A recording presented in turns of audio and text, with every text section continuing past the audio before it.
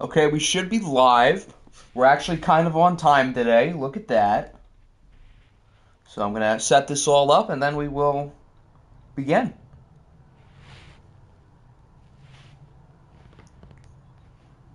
Audio sounds fine.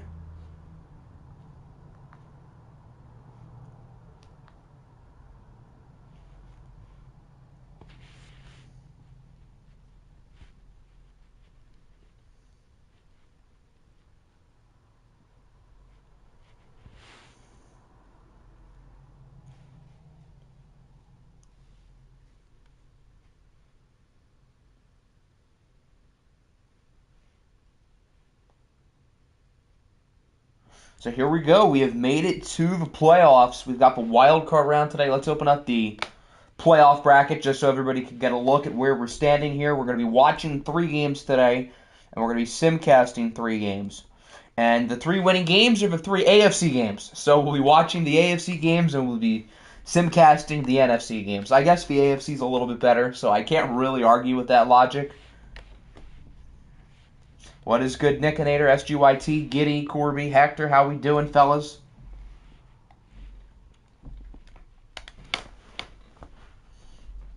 Octi sounds sick. I'm definitely not sick. I'm totally fine.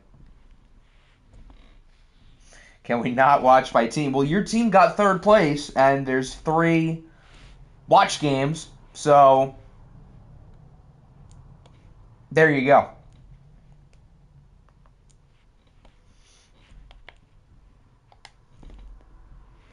So per request, we will be starting with this game, the Niners and the Bears, and we'll be simcasting this one because it didn't win the vote. Since it's a simcast, the Niners actually might have a chance to win.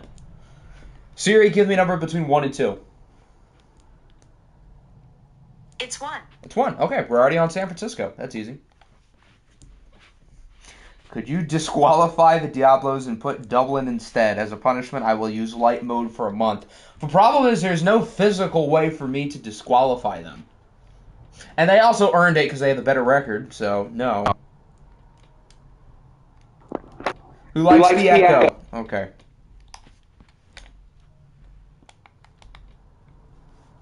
Jimmy Jackson. What did Jimmy Jackson do that's better than Colt Riggs?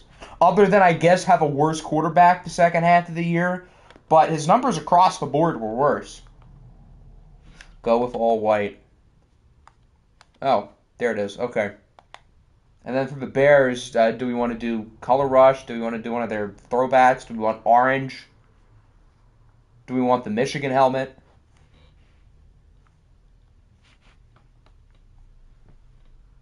Glad y'all saw the light. I really thought about voting Hector. I think in a vacuum, Hector's numbers are actually a little bit better. But the reason why I voted Russ first place is Russ has been the favorite all year. And I feel like it's a little unfair for him to be the favorite the entire season and then it's ripped away right at the end. That just doesn't really make sense. If Russ is the MVP the entire season, then shouldn't he still, get it?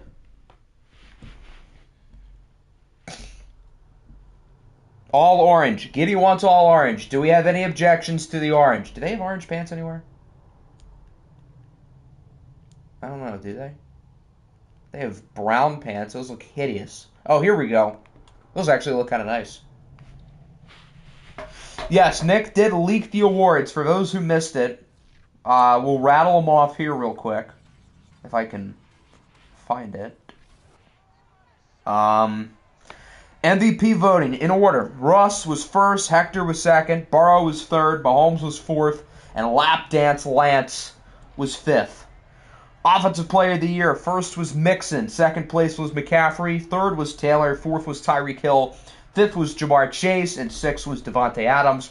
For Defensive Player of the Year, first place was DeMarcus Lawrence, second place was Brian Burns, third was Nick Bosa, 4 was Deion Jones, 5 was Marlon Humphrey, and 6 was Montez Sweat.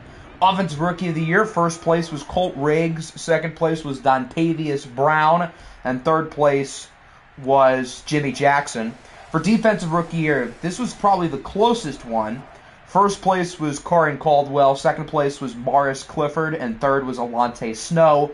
For Coach of the Year, Husker was first, followed by Nick, C-Mill, Mr. Rob, and Nickinator, and then Hector won the Meme of the Year by trading himself and then utterly collapsing, while his rival, who he traded Hector to, ended up in the playoffs.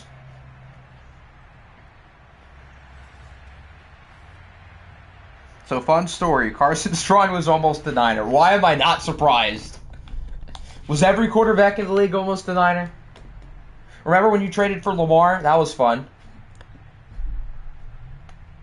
Pretty close start here. The Bears have the lead. They extend the lead. They extend it even more. A lot of field goals. Niners respond. We're going to move a little bit slower. I'm definitely going to be more willing to hop in and watch at some point since it's a playoff game, which probably doesn't bode well for the Niners. Oh, intercepted by Dante Hightower. Lap dance Lance. What happened? 3rd and 1. They got it. Oh, dear. Chicago's moving it. And they kick a field goal. We're going to hop in. It's an 8-point game with 3 minutes to go. The Niners need a touchdown and a 2-point conversion to tie the game.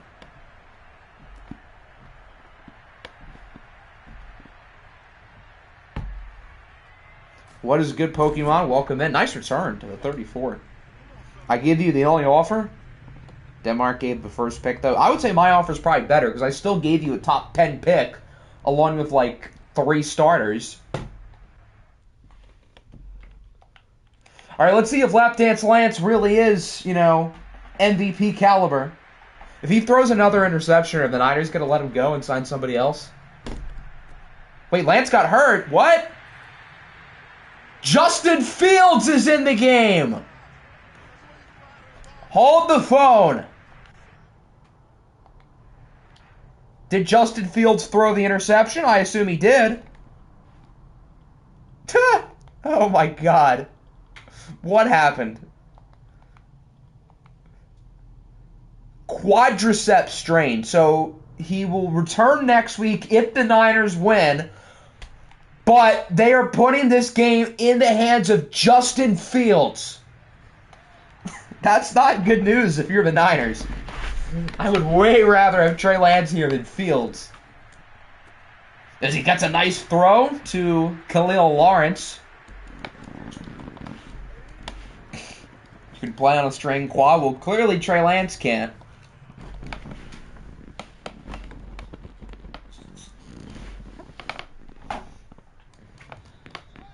We've made it to the 2-minute warning. Got a good one here in the Windy City. 22-14, Bears ahead. Jimmy Jackson would have gotten that touchdown, totally. My internet was so disgusted with the injury, it crapped itself. He needs the quads for lap dances, that's true. Maybe he'd play if he wasn't into that stuff, but since he is. Does Chicago have good strip clubs? I don't know. For Trey Lance's sake, let's hope so.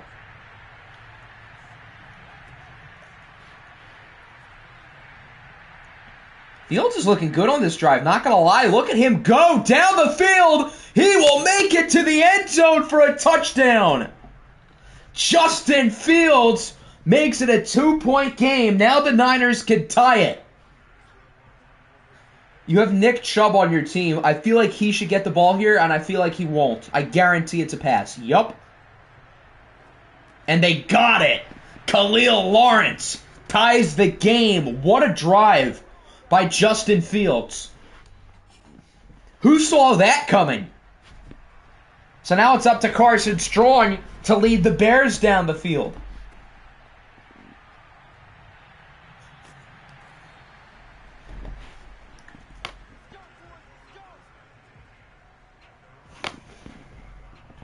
I think that's the first time we've seen Justin Fields have a really good drive in Soldier Field. I don't think we've ever seen that before.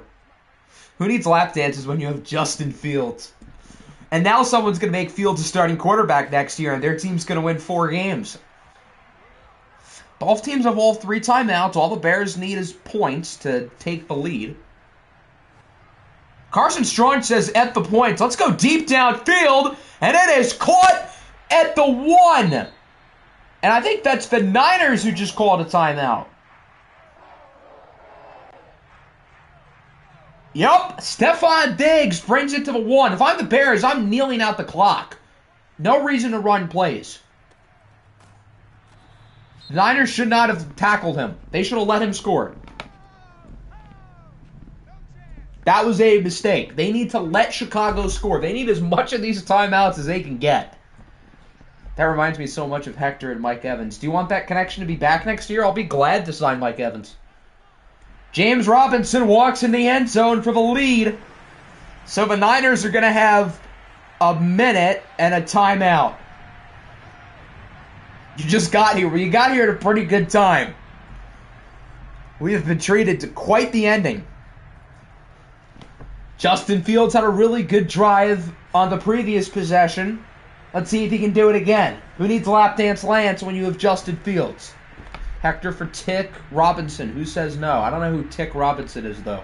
Had the Bears not learned from the Thunderbirds? Yeah, really. Although I don't think Justin Fields is launching up Hail Marys like Alexi Smirnoff is. So take that for what you will.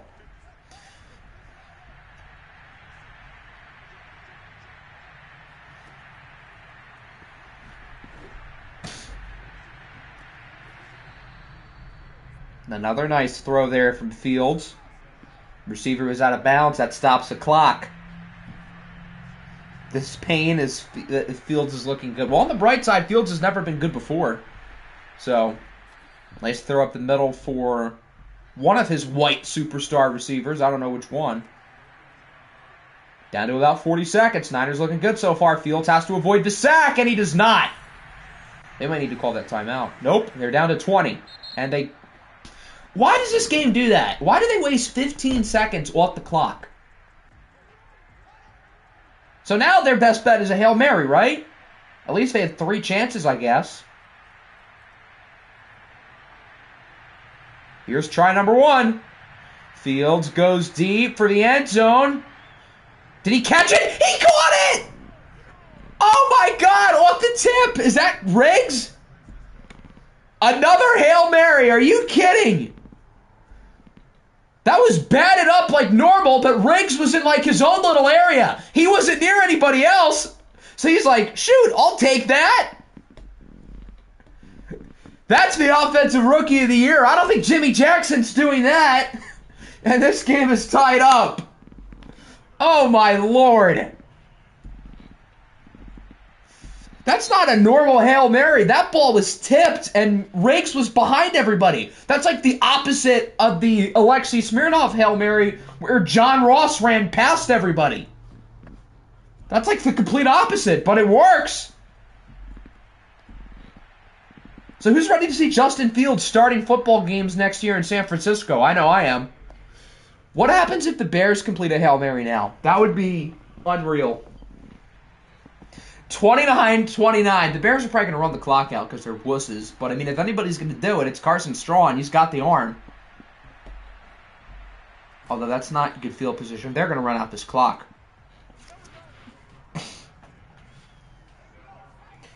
Well, that was quite the sequence.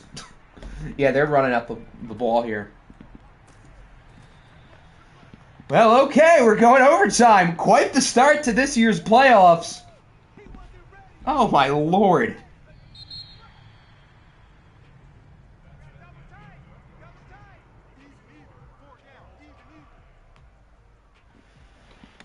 $29-29. Who wins the toss? Tails never fails, Justin. You know what to do. Justin Fields, tails never fails. Oh, Justin Fields isn't there. Still, the Niners, no ball. The Niners deserve to win for calling tails and getting it right. So San Francisco starts at the ball.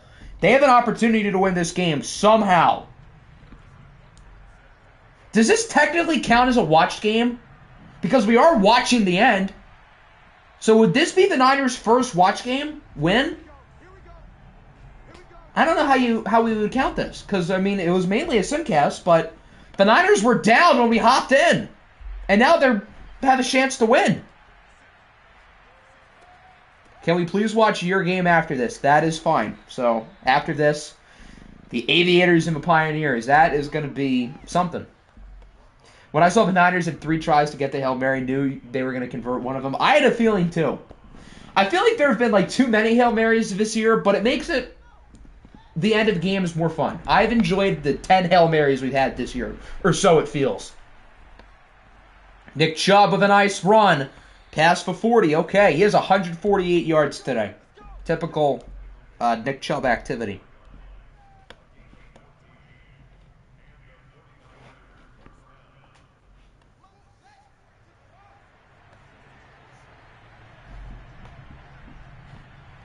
Dante Jackson for Justin Fields. Who says no?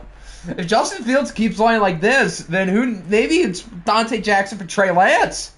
At this point, Fields is 10 for 11. None of his balls have hit the ground. The Jamison Crowder one was the best because he's 5'9" and lost those guys. That one was certainly impressive, as were all of them. Who's ready for the Vikings-Niners NFC Championship? Who predicted that? I just want to point out, I predicted a Niners-Vikings NFC Championship. It's happening. I don't have a runny nose. I'm totally fine. I don't know where you're getting this from. Niners about to have a 2017 Eagles run. That would imply Trey Lance is out the entire time, though. What is good real life? Welcome in. Your team is 28 yards away from winning a playoff game.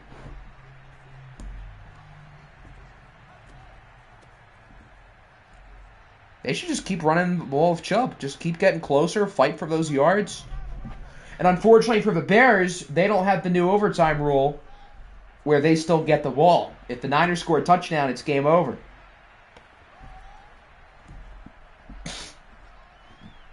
Fields on the run. It's caught inside the 10.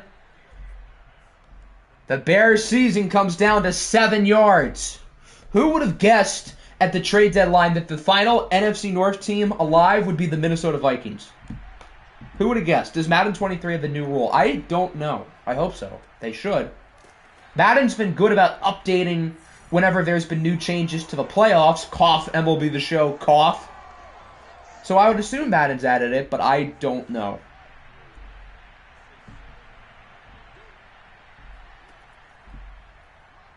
What if Fields gets intercepted on the goal line?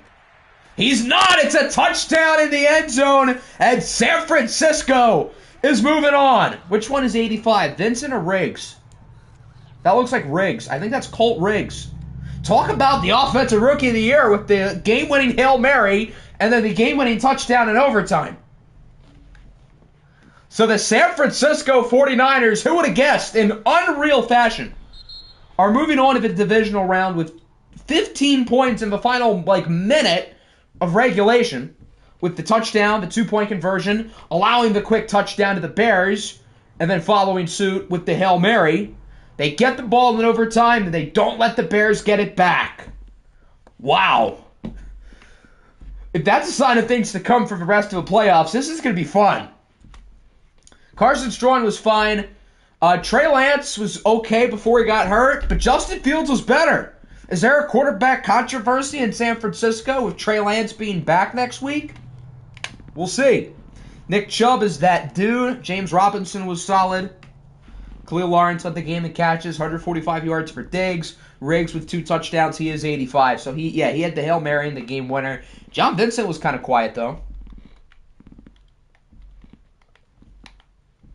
2 sacks for Deontay Drake. 1.5 for Shaq Barrett. And the late interception by Dante Hightower on Mr. Fields. All right, so per Giddy's request, we had the Pioneers and the Aviators coming up next. This has been everybody's sexy upset pick with the Aviators winning. Columbus has performed well in watch games this year. We haven't seen the Pioneers in a watch game this season, and they will be without the Offensive Player of the Year, Joe Mixon. So we're going to need to see Jerome Diggs play really well as they look to throw the ball early and often. Siri, give me a number between 1 and 2. The answer is 2. That is the Pioneers.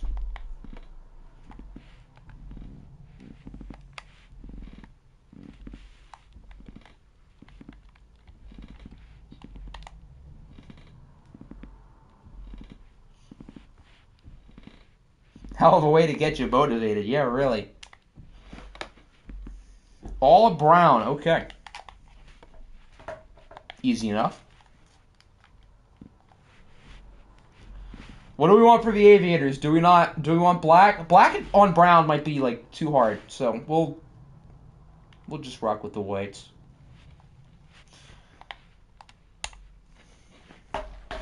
All right, into the second game we go. Our first watch game of the day. Our first full watch game, I should say. Between the Pioneers and the Aviators. 3 against 6.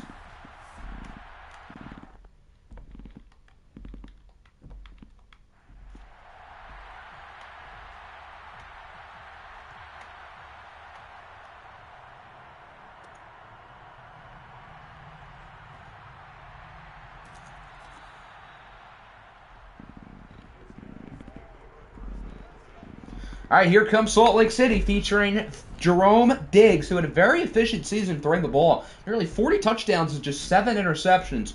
But he's going to need to play really well today with no Joe Mixon in the lineup. He'll be out until the OFL Bowl if the Pioneers were to get that far.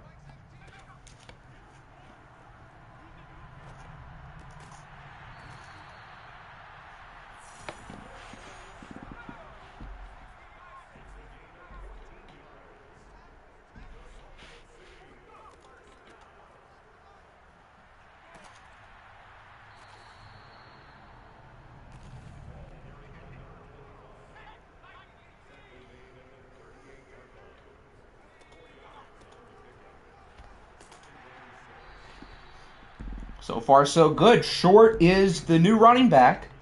I don't know his first name, so we'll just call him Short. I wonder how short he is.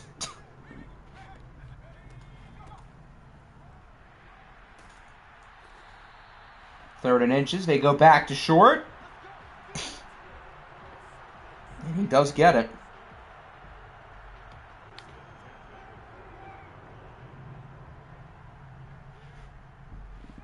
Watch this guy go for like 150. McTavious Short. Yeah, that's what we'll call him. McTavious is a lot cooler than Michael Short. If the Pioneers beat Matt Corral, I will call them by their nickname until they're eliminated. Near Nation, let's ride.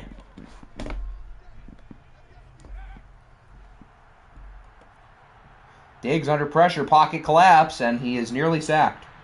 If that was most quarterbacks, it would have been a sack. He did a good job of getting rid of the ball.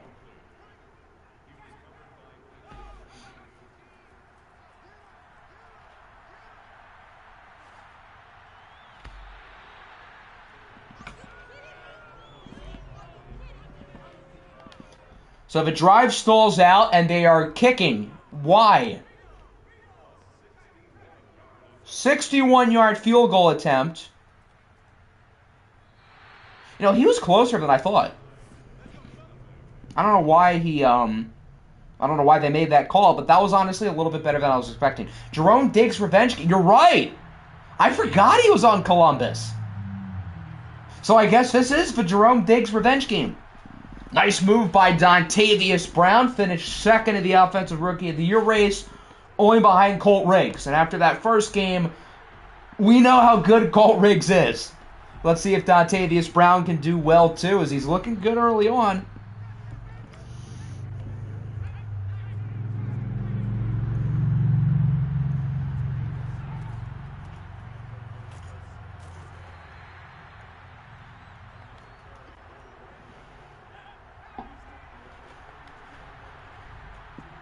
Looks like they're trying to focus on running the ball early, but we know Matt Corral can be dangerous when he wants to and not throwing checkdowns.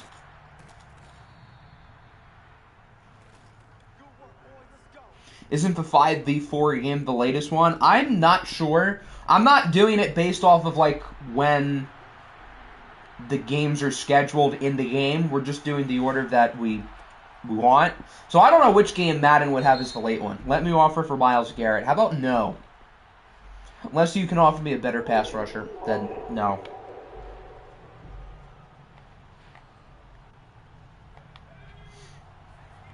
Is today NCAA? Yes. Today's episode is actually a premiere. So, that is fun. I'll probably reveal more after the stream. How did he not pick that off? I was right in his mitts. Was that Deion Jones who had like 5 or 6? He had like 5 or 6 this year. He was a Defensive Player of the Year candidate. I expect you to know. Well, that's your first problem. Expecting me to know. I'm kidding, partly. But yeah, I'm not sure off the top of my head. Surtain would have caught that. Surtain's quarterback would also throw for 150 yards and 2 interceptions, so is it worth it? 3rd and inches. I don't know why they're throwing. Oh, I guess that's why.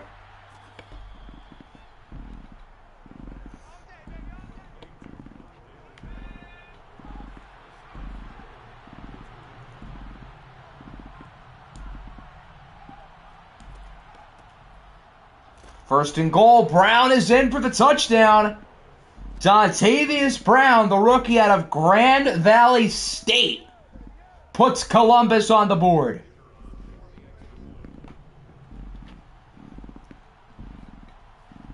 I just heard a big sigh from the entire city of Cleveland.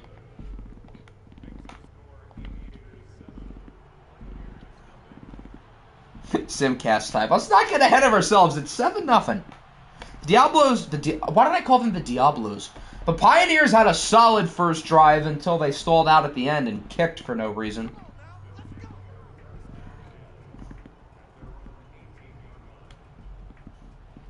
Wards, you're not proud of your season, and McCaffrey, who should have won Offensive Player of the Year, in my opinion. Although if the Pioneers do lose today and they can't run the ball, then maybe that'll be proven otherwise. But McCaffrey was my first place vote, for what it's worth. Can we have 2 Mexico teams? Well, I mean, if we do retro, we're probably not going to do relocation. If we do normal OFL, we probably will. And I know you and Real both want Mexican teams. Normally, I wouldn't want more than 1 team per city. But since you guys have Mexican heritage and want Mexican teams, I'm willing to make an exception.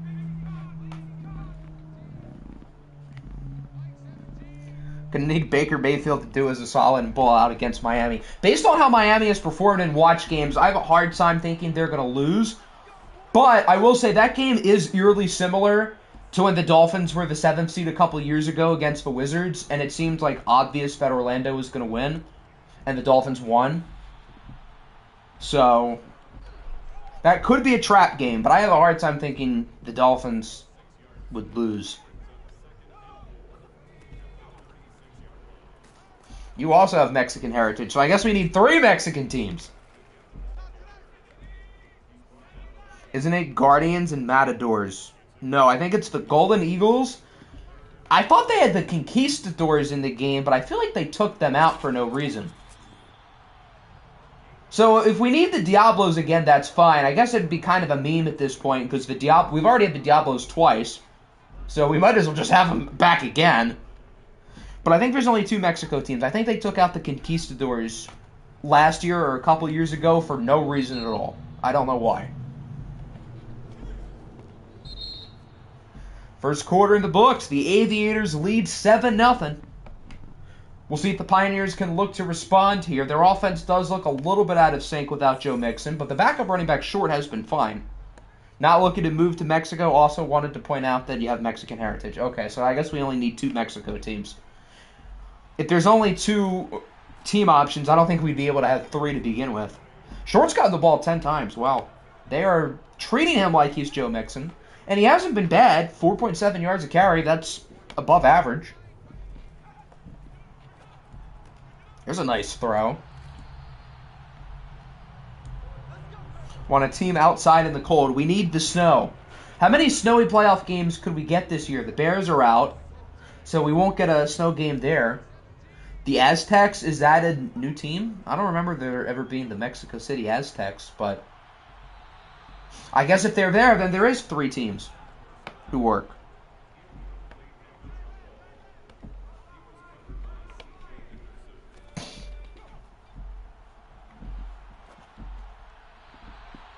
What is good, Jordan? What is good, Little Jaw? Welcome in.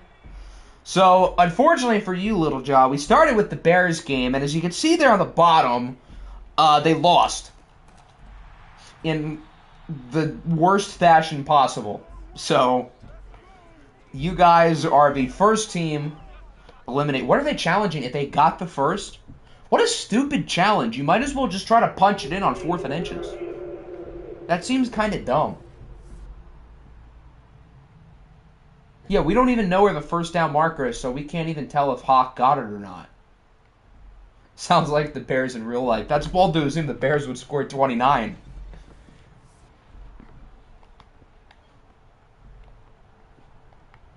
Let's see what the ruling on the field is. Did they get the first? Oh, they did. Okay. Forget what I said. I guess that was a good challenge. Salt Lake City doesn't have to worry about the 4th down, and they'll keep it moving. Imagine a Bears-Broncos primetime game. Jesus Christ. That would be horrible.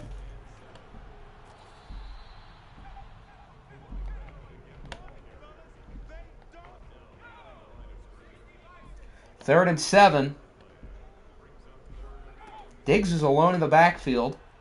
Under pressure, fakes the sack, and is still brought down by Dexter Lawrence. So Salt Lake City's unable to find the end zone. They'll have to kick the field goal again.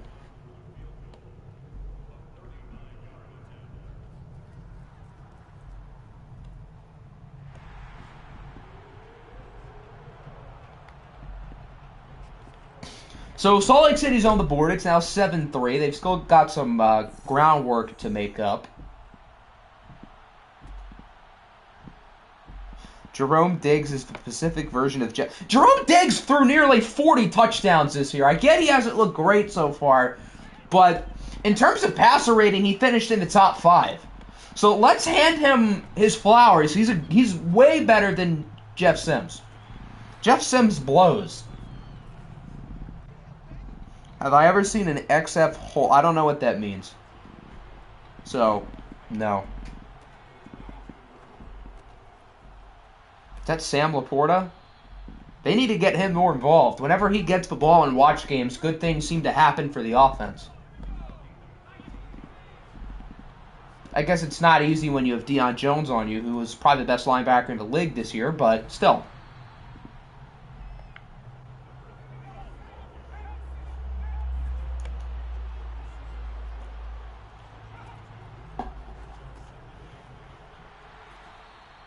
Sam Laporta is in a tight end scheme, but based on the eye test, he's also pretty damn good. So, I think he deserves his flowers too. 3rd and 4. Check down Corral. Back at it again. You think Will Bryant, not trading Will Bryant worked? I would say it worked out solely because he didn't get fleeced. I mean, 5 sacks isn't like that crazy. I mean, it's not bad, but I wouldn't call it like outstanding. Whatever happened to Brady Boatwell? He is the starter on the Falcons, who are a playoff team. So Brady Boatwell gets to play in a playoff game. Love seeing the 49ers Bears recap at the bottom every time. If I was you, I would too. Here's a nice run by our guy Short.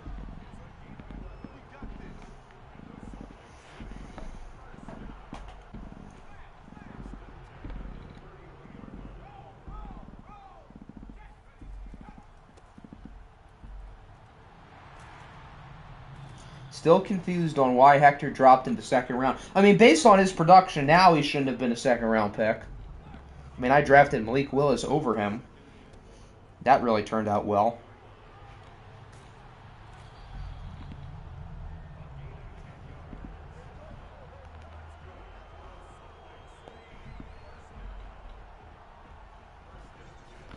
Brady Boatwell plays in a playoff game while Joe Burrow doesn't.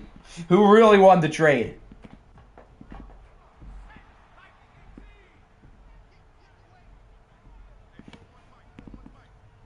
Oh, it's not like Boatwell was traded for Burrow, but...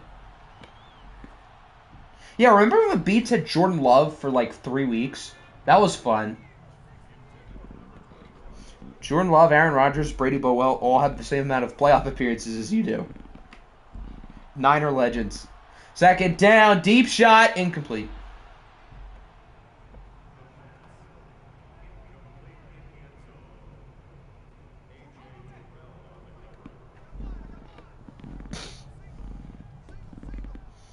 Now a third down. Diggs has continued to be kind of underwhelming today. We need to see more. I do like the aggressiveness again. Incomplete. So the Salt Lake City offense continues to look pretty mid, and they will have to punt it. Who started with the ball? Didn't the Pioneers start with the ball because they kicked the field goal in the first possession?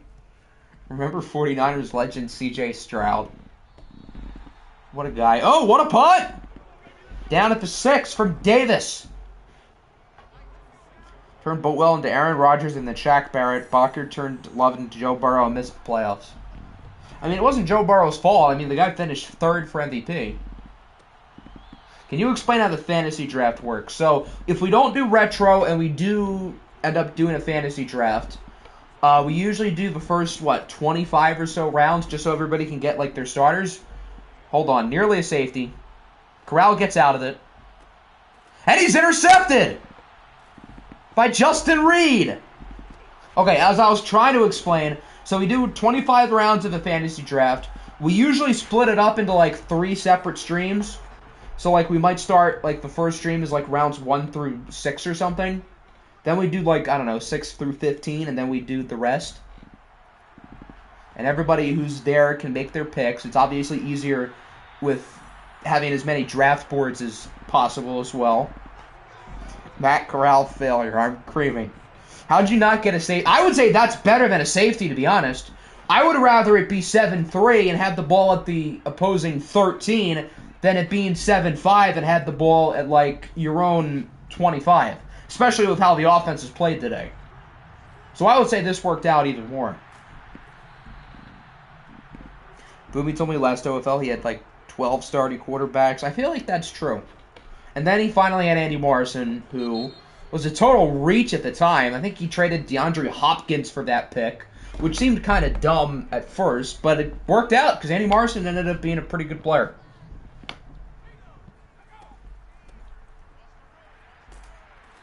Second and 3. Short doesn't get it. Pioneers call a timeout for no reason. And now it is a 3rd and inches.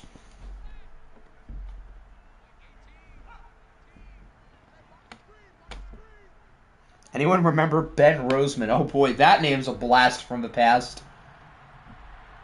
Fumble! And it's picked up by the Aviators! And I think the big man might take it the distance! Will he be caught? I think that's Dexter Lawrence! He can go all the way! For the scoop and score! Now we'll see if Diggs actually fumbled it or not. But if he did, that could change the complexity of the game. Jerome Diggs has looked fraudulent. That's a clear fumble. 91. Who's 91? He forced it. That is a clear as day fumble. No need for a review. Wow. The Aviators lead by 11.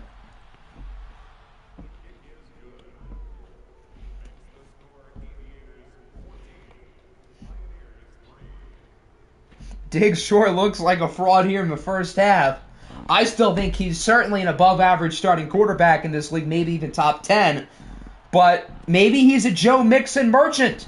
This is why Joe Mixon won the Offensive Player of the Year. You guys yelled at me for calling. That's still mean. Jeff Sims stinks. Diggs has been really good this year. He just stinks today. You can have fun with Carson Strong and the Bears in Cancun. There's still time. We'll see if Jerome Diggs can rebound, because so far he looks terrible. Is Diggs a free agent this year? Was he in the first draft or the second draft? I don't remember. Because if he was in the first draft, he's a free agent.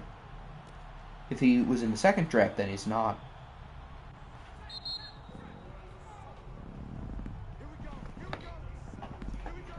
Salt Lake City has to score here. Even if it's just a field goal, that's better than nothing. There's a scale. One side there's Russ, the other side there's Jeff Sims. And Diggs is kind of in the middle. Although I would lean him toward closer to Russ, although today he hasn't really helped his case. They're not going to have time to run another play, are they? Nope. So that'll end the first half. Everybody's darling upset pick of the Columbus Aviators has so far held the form as the Aviators lead 14-3.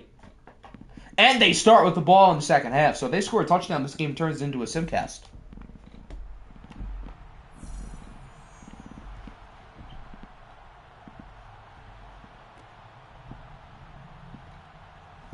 All right, got to go to baseball. Will you have fun and show off your inner Justin Fields? Normally that's not a good thing, but here we are. Columbus Devil magic is in full effect. The Aviators' offense hasn't even been that good, though. That's the craziest part. Matt Corral looks mid. Diggs is not a free agent, but Mixon and Tank Lawrence are. Okay, so he doesn't have to pay Diggs, but he does have to pay the Offensive Player of the Year. Although, is Mixon really going to want more than like 10 mil a season? He is a running back. And then DeMarcus Lawrence, he'll probably want a lot. Should have been a Viking. We gave him a bag last offseason, and he said no. Well, we've got the end-around pitch. Yeah, Corral's numbers are not that impressive. He's been pretty mediocre today. We have not seen the same aggressive Matt Corral that has won this team games. But they're still up by 11.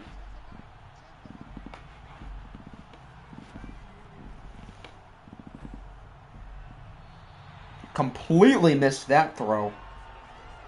Imagine having to pay your running back more than $1 million per season. Imagine having a running back who has less than 4 yards a carry. I would rather have a good running back and pay him than not. 2nd and 10. Another short throw. He was backing up as if he was going to go deep. This is check down Corral as if he's in Cleveland.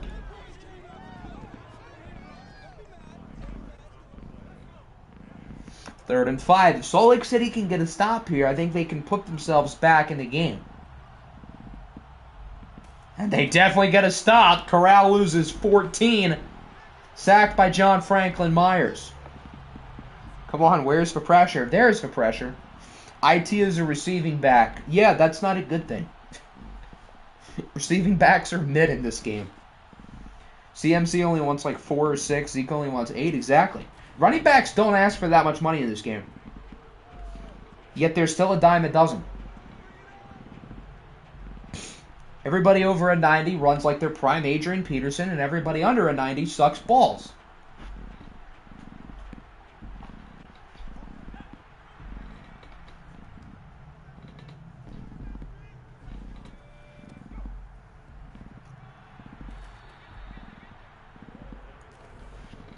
This is a prove-it drive for Jerome Diggs. He's got to show something here because he has not looked very good today. Who'd you trade Bryce Hall to? You traded him, I think, to the Ravens for Jamel Dean, right?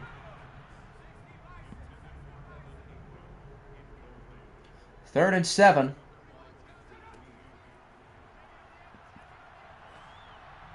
Good throw. Okay. Russ has to be a top 2 to 3 trade in OFL 22, maybe. I don't know if I'd say OFL history. I mean, Russ has to win something too. I mean, before this year, he was pretty. I mean, he was fine. If he plays like this again next year, then we could have that conversation. I would say top 2 to 3 this year is fair. But overall, I think we've had some pretty big fleeces before the trade veto system.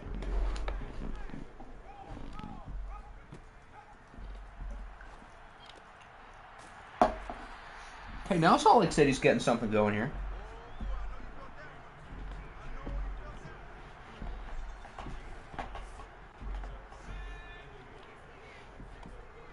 Nick, I hope you win. I want to play Russ. I want to see that game too. Although the earliest we could see that is the AFC Championship. But that would be one hell of a matchup.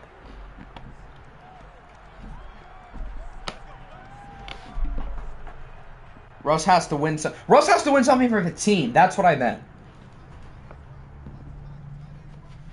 Has Russ won a playoff game with you guys yet? I don't think so. Has Russ even played in a playoff game with Cleveland? Because I don't think Cleveland's made it since year 1 when they had our good friend check down Corral. Diggs is looking really solid on this drive. He looks much better than he did in the first half, which doesn't say a whole lot. What's better, the Russ trade saga or the Hector trade storyline? I mean, is the Russ trade thing really a saga? I mean, Russ got traded for a lot, and boom. What a run! Into the end zone by Devin Duvernay. And the Pioneers are back in the ball game. Remember Trevante Ivory and Emmett Barton. Good old Emmett Barton. What a stud. Salt Lake City's going for 2. Yeah, I don't blame them. Make it a 3-point game. Or don't maybe throw a fade to your running back. That seems like a good idea. Still a good drive, though, but that was a weird 2-point play. Bills legend Adrian Assplaster. What a guy. But no, I can't have this guy on my team because his name is a bad word.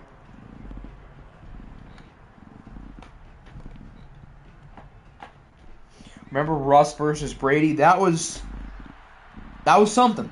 We've had some crazy playoff games this year. I don't know if anything tops that. I feel like the Hector storyline is the biggest in OFL history. It's definitely up there. I would say definitely the biggest this year. In history, I would have to think about it, but I mean, I don't think that's a far-fetched take. Are there screenshots of Omni's MLK quotes? I don't know. When we banned him, did we delete all of his messages? I hope not. I could probably type in through like the Discord finder, see if we can like see it.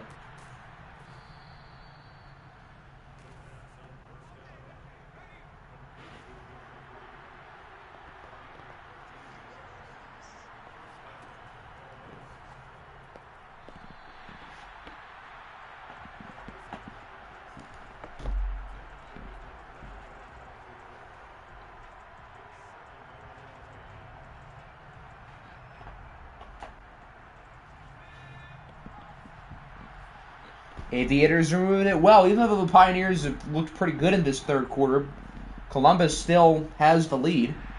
But they don't really have the momentum. Another sack by Huffman.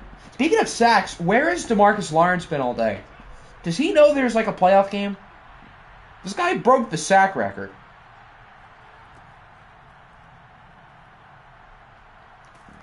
Third and 21. Hey, look who it is! DeMarcus Lawrence! There you go. Russ versus Hector. The OFL Bowl is going to be legendary. Bold to assume you guys get there. What if I invite Omni back and tell him there's a new commish? How about you don't do that? How would there be a new commish? How does that work? I'm the only one who has access to the game.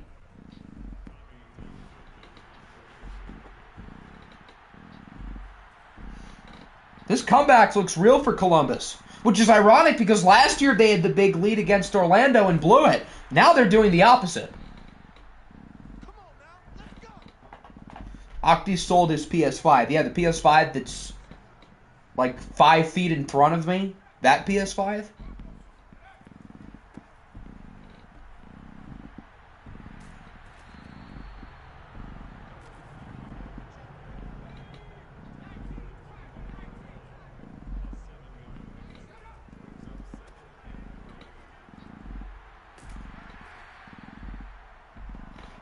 Good run by Short.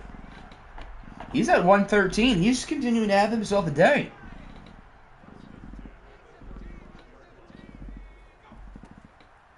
I sold my PS5 for V-Bucks.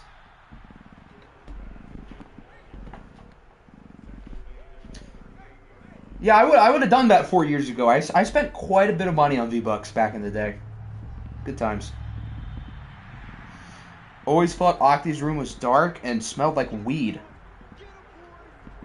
No, definitely not. I'm not one of those people who keeps the lights off and like has the shades on the entire day. And I also don't think it smells like weed. Just an assumption. Would you want to be in a division with me? I haven't even thought about what team I would do for OFL 23. Especially if it's normal. Like, if it's retro, I know who I want. But if it's normal, I have no idea. But, I mean, Sure, I'm down. Octi does look like a bothead. Okay, fair enough. Love the dark and having the shades on. I mean, I don't blame you. I mean, I get people like that. That's their thing. That's cool. Oh my God, look at Short go. Who needs Joe Mixon when you've got Short? Oh, that's not even Short. That's the other guy. That's Lindley. Who needs Mixon when you got both of these fools? Salt Lake City's really about to take the lead.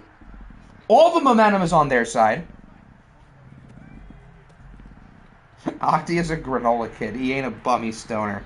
No, I don't think I'm a granola kid. Back to Short. He's at 132. Always going to keep me in the other conference. What, you don't want to be in the same division as me again next year? That wasn't a fun experience? Nice throw to the 2. Here comes the Aviators.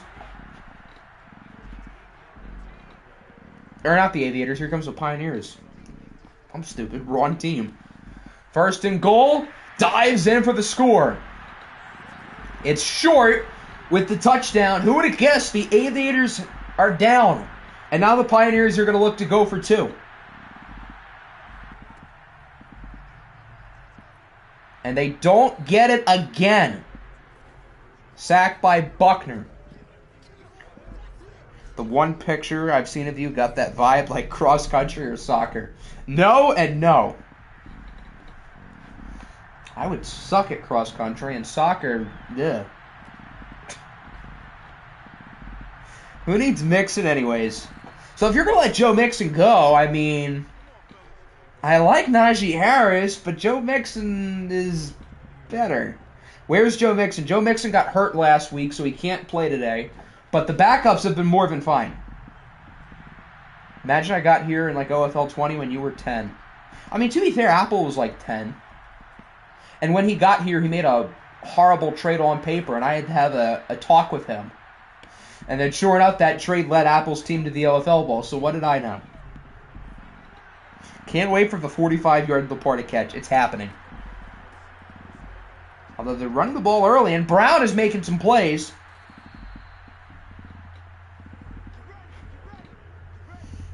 Don't watch YouTube and drive. That seems like a good idea.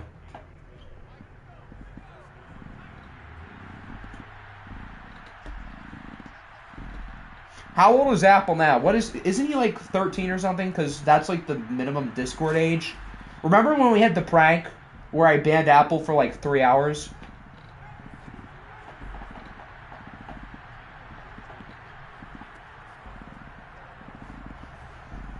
Yeah, that would imply he would have been like 10 in OFL 19 for about last season when he was the Bills with Carson Wentz.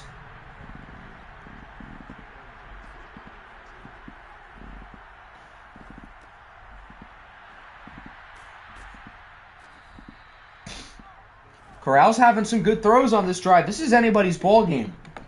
Who cares about driving? OFL is it. Well, if you're driving, you probably should care.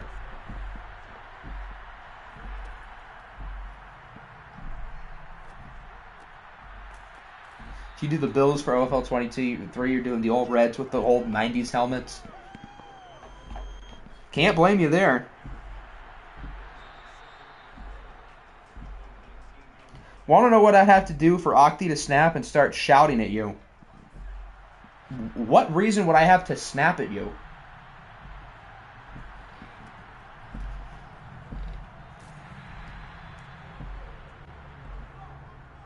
Change my scheme to spread, please. I beg. I mean, we did already start the stream, and I don't change it in stream, and I want to be fair here.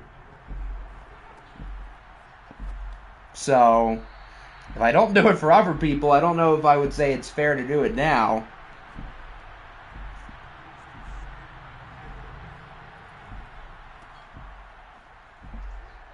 You were at school, but to be fair, week 18 was also like 3 days ago. So, you have that. Nice touchdown by Dontavius Brown. That'll put Columbus back ahead. They're probably going to go for 2. Salt Lake City's 0 for 2 on 2-point conversions. We'll see if Columbus can here. And they don't. Is 20-15 a score, Agami? It has to be. 20-22 is also probably a scoregami if the Pioneers were to score.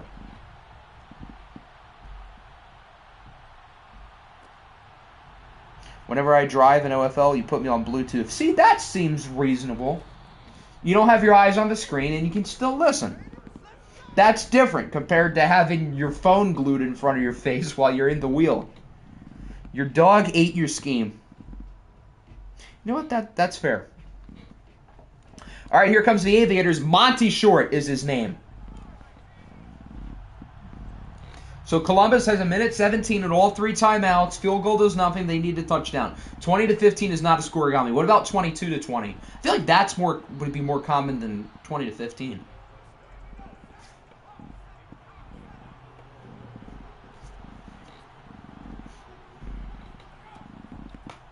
Second and 10.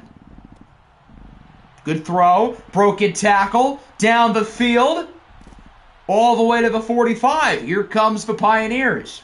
22-20 is not a scoregami. The Aviators are probably going to go for 2, though. Try to make it a field goal deficit. What about 21-20 or 23-20?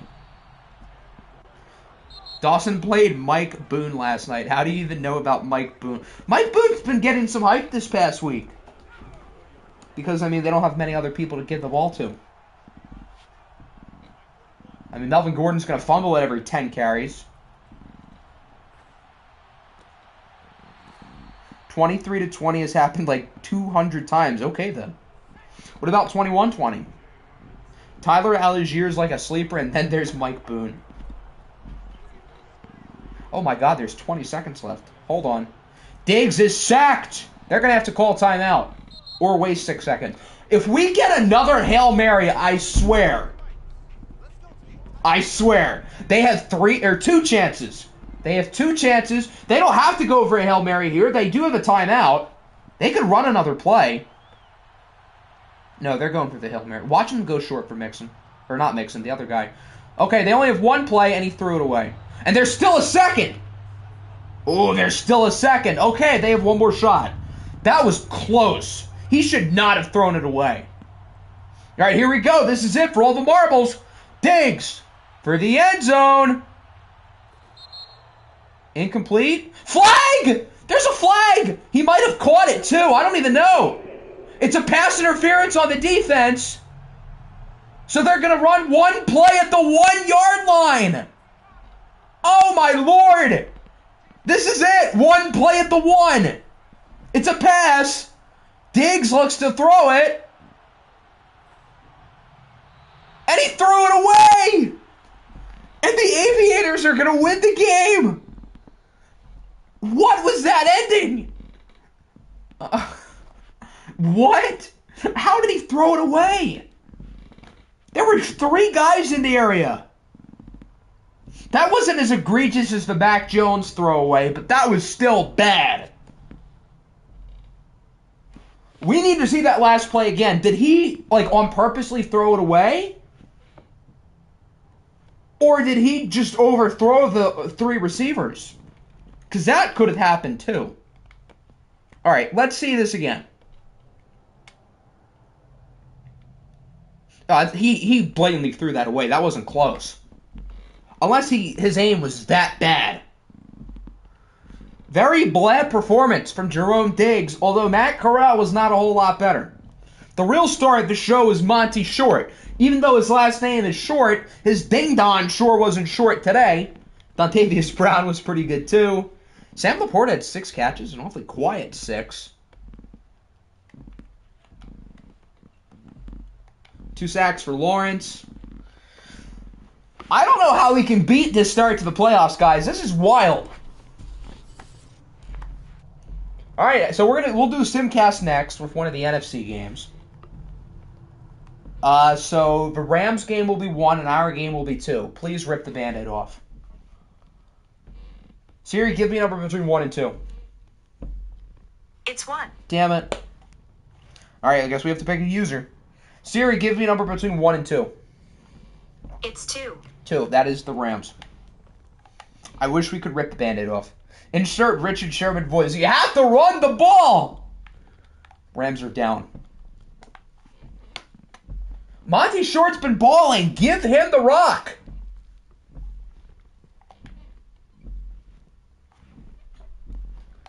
All right, any specific jersey requests here, or neither coach is here, so we can just rock with these. Both of these jersey combos are cool. Aviators versus Niners, here we come. That would be one hell of a bowl. That would be something. What even is Joe Mixon anyway? So is Joe Mixon like that important? His team lost, but they ran the ball really well. Low-scoring game so far. Rams take the lead. Rams should win this game, but Atlanta's not bad. Although the Falcons kind of suck to end the year. Wow, both of these offenses blow. We're going to go slower. 3rd and 7, sacked by Doug Custon, who had like 20 TFLs this year, but 1 sack. 3rd and 1, incomplete. Why are they throwing the ball? Jeez, this is hard to watch. 3rd and 13, broken up. Not a great game from our boy DJ Uiagalelei. 3rd and 2, Ingold loses 2. We're going to hop in.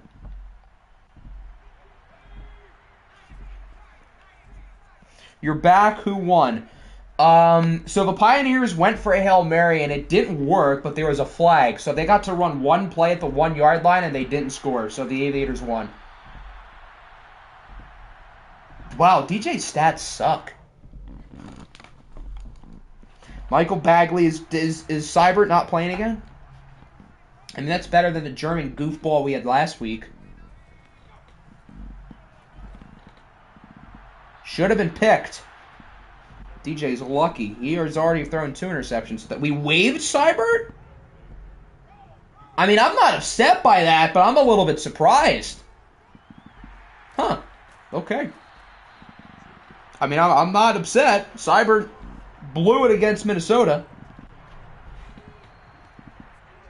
So now we got the Money Badger. Oh, dear. I don't know how to feel about that. I miss the days where we had Jason Hansen and Matt Prater. That was nice. Why can't we just have like a consistent, stable kicker for 5 years? Or in Jason Hansen's case, 20 years. Javonte loses 3. Who's the Rams kicker? I don't remember, but for Mr. Rob's sake, I hope he's good. Devontae Grant, did he actually get... No, they didn't. He's making so much money. Why would they waive him? Is that true? There's no way that's true. You're lying.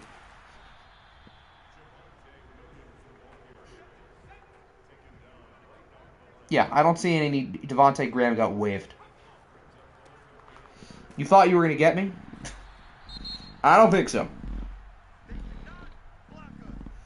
Swift is out again. St. Brown is questionable. Yeah, Swift not playing is not a surprise. St. Brown is practicing today. I'm kind of anticipating he won't play, so that way I won't be disappointed. 55-yard kick for the lead. Looks good. Doink! And it's good! From 38! What a great number for a kicker. Oh, it didn't doink, but it was still good. So Brady Bowell has 1 minute and 2 timeouts. What wacky ending are we going to get here?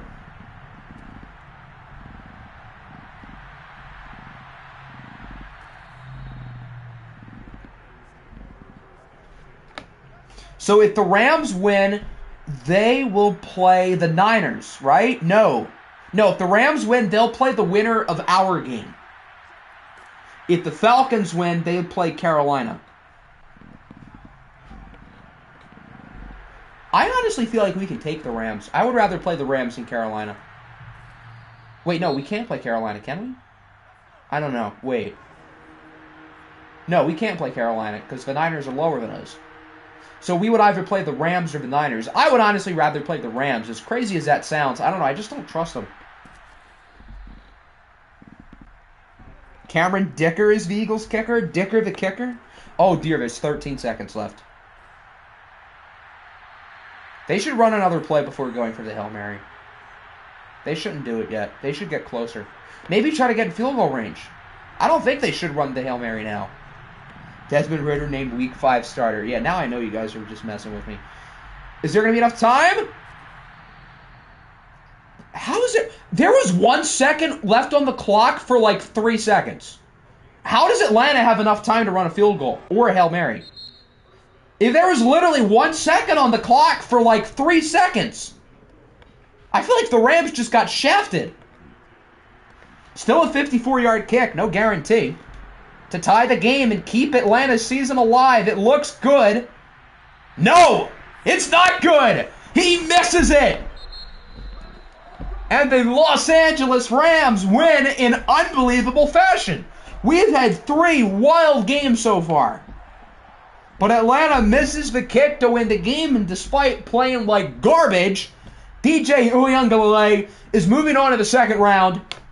The Niners are playing Carolina, and the Rams are playing either Washington or Minnesota. We have had 3 very different endings, but all 3 of them have been unreal. Both quarterbacks sucked cheeks today. Jesus, they were both horrible. Atlanta couldn't really run the ball. The Rams could. Yeah, good thing we didn't watch this mess. Dear Lord. Who is the Falcons kicker by chance? We'll check. Josh Lambo. And for the Rams, it's Jake Elliott. So, did Urban Meyer kick him or something? That would be my guess. Alright, so now we've got the 2 AFC games. So, let's bring in our friend Siri. Dolphins game will be a 1 because they're the higher seed. And Wizards-Tigers is 2. Siri, give me a number between 1 and 2. It's 2. 2. So we're watching the Wizards and the Tigers next. Siri, give me a whole number between 1 and 2. It's 2. 2. So we are using the Tigers.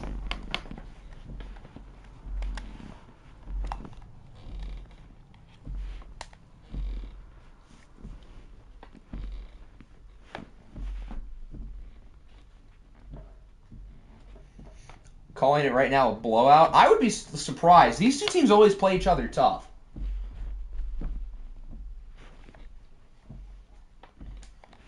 Tigers want all whites. What do the Wizards want? Hold on. I guess the all whites is in like the orange jerseys because they don't have white pants because Madden's lazy. Keenan Allen is out again. I guess it's another Mike Williams week. He's either going to get 150 yards or he's going to get 30. All right, if Dan is still here, which I think he is, which jerseys would you like? Do you want the white? Oh, wait, no. The Tigers were in white. We don't want white against white, so we'll have them wear blue. All right, as the game loads in, I will be refilling my drink, and I will be back in a minute.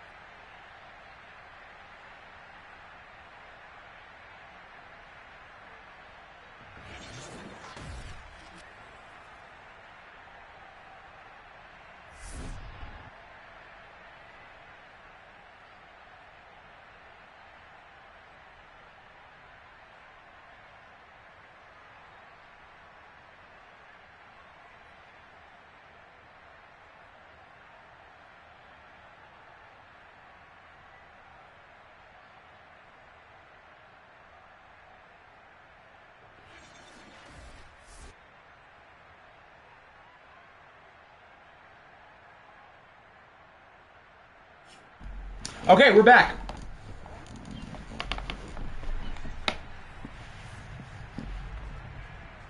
I see all the nice things you guys have had to say about me in the chat within the last 30 seconds. Man, I really hate this Octi kid. Octi smells. Hector is overrated. Imagine that offending me 3 weeks ago.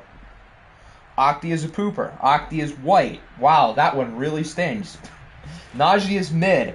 Octi should retire from YouTube. Jack Fox isn't the best punter. Bill Belichick said himself 2 days ago that Jack Fox is the best punter in the league. Listen to Bill. Lions are going 0-16. That's impossible because we already have a win.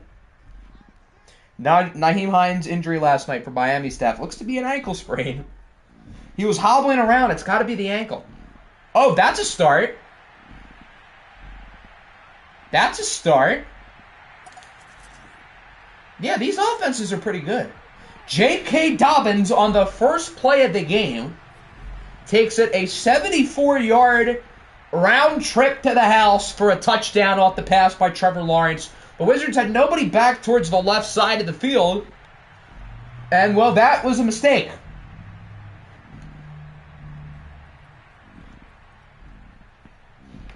Not a great start for Orlando, although it's early. Tom Brady's trying to get a high five. He doesn't get it. That's depressing. That's like Tom Brady trying to get touched from his wife, and his wife just walks away. Tom Brady sees his kids there. He wants a kiss, and they all just are celebrating off in the distance. All right, so, well, that's one way to start this game. Why has every game this week been, like, unbelievably crazy? Which isn't a bad thing. Here's Patrick Mahomes, finished, I think, 4th place in the MVP voting. I think overall, through the entirety of OFL 22, Mahomes has been the most consistently good quarterback. He has consistently been an MVP top 5 finisher. Last year, he nearly won it. And he launches a bomb on the first play of the game for 30-plus yards as Deron Payne is hurt. This game's going to end like 60-50. I can already see it. Going to be the best OFL playoffs ever. I mean, it's early, but if this is a sign of things to come, this probably will be the best playoffs we've ever seen. Hey, there's a defensive play. Never thought I'd see that. 2nd and 11. Mahomes is already in the zone. We're a minute into the game, and his team didn't even start off with the ball. Your JV team is cheeks. Well, that's probably why they're JV. That would explain something. 3rd and 3. Did he get it with forward progress? He did. Okay. Yeah, that's probably the right call. Although close. Wizards are moving it down the field. A little bit different than the Tigers' drive, which, well, wasn't really a drive. Winner of this game either plays the Dolphins in Miami or the Diablos at home. No, the Diablos are lower than Columbus. So, the winner, I think the winner of this game plays the Aviators if the Diablos win. And if the Dolphins win, they play the Dolphins. If the Diablos win, they automatically play Cleveland.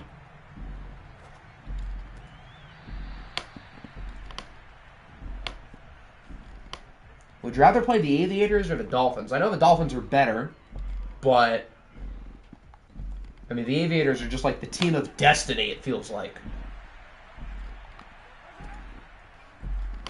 You corrected yourself. Well, I corrected you first, technically. But hey, teamwork makes the dream work. And teamwork was needed there on that sack. As Sam Hubbard brings down the quarterback. The Tigers have not won a playoff game this year despite being one of, if not the only team, to have made the playoffs every season. They're 0-3. They've lost in some interesting ways. They had the game in year 1 against the Broncos, which is an instant classic. One of the best playoff games I've ever seen. Year 2 was against the Jets, and the Tigers' offense just forgot how to work. Last year, I don't even remember who they played. Does anyone remember who the Tigers lost to last year in the playoffs? I could probably find it in, like, the polls.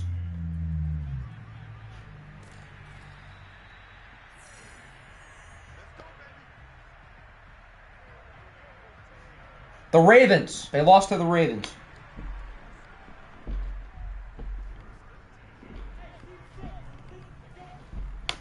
It's interesting that these two teams have never played against each other in the playoffs. Because, I mean, it's always been these two teams at the top of the AFC South. And they always play each other really well. Although so far through 5 minutes, it's certainly a one-sided start.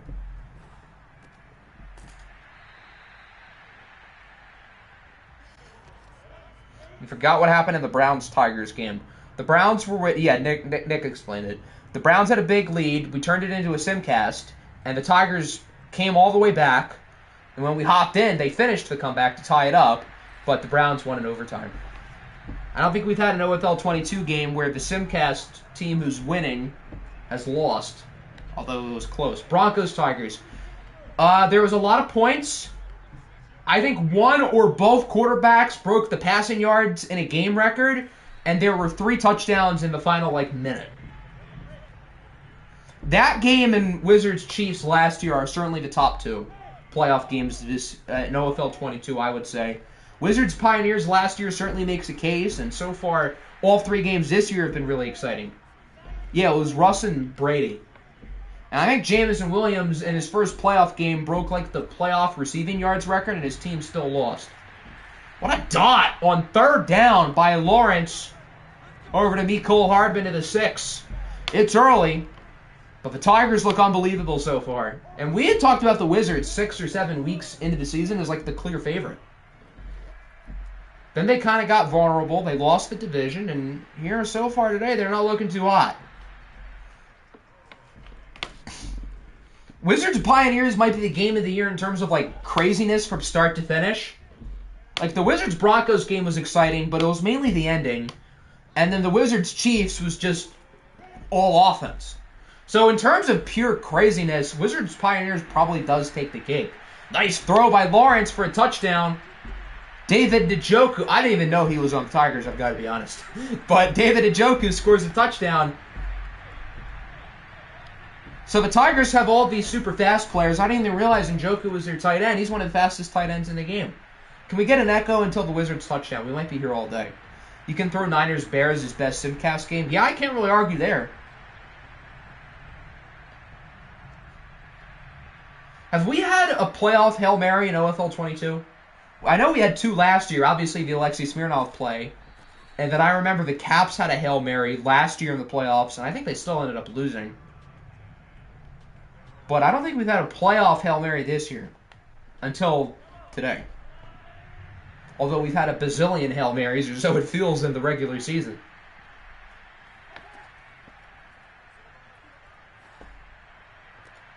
Nice throw by Mahomes. It's Tony to the 45. Who is Alexi Smirnoff? He was the Cardinals quarterback last year, and he was pretty damn good. And he completed a Hail Mary against Nick's team, which easily goes down as probably the most memorable play in OFL history. He won, I think, 2 MVPs. And he was pretty much the Aaron Rodgers of the league. He always won MVPs, but he couldn't get out of the NFC Championship. But yeah, he was a monster. And if you guys remember, for the people who were here in OFL 21, he wasn't supposed to go as high as he did. Remember, Riley Painter was supposedly the generational quarterback prospect, and Painter was mid until he was traded to the Caps, and I think he would have been the guy who completed that other Hail Mary. There were actually fakes in Madden 23, like fake punts and field goals. Is that what you're saying? I feel like Madden 23 watched is going to be so fun. Just how the gameplay is. Joe Burrow or Alexi Smirnoff? I got to give the edge to Smirnoff. Even though Joe Burrow won a ring last year, where does Hector rank in all-time quarterbacks? Put it this way. If he has another great season next year, he'll be towards the very top of the list. First quarter in the books. Tigers looking really good. They lead 14-0. The Wizards do have it down the field. They're having a nice little drive here, but it is a 3rd and 9. Still getting nightmares from fake punts. I remember the fake punt in the Bears game. That was a weird play, but it works. It's a touchdown for Kadarius Toney.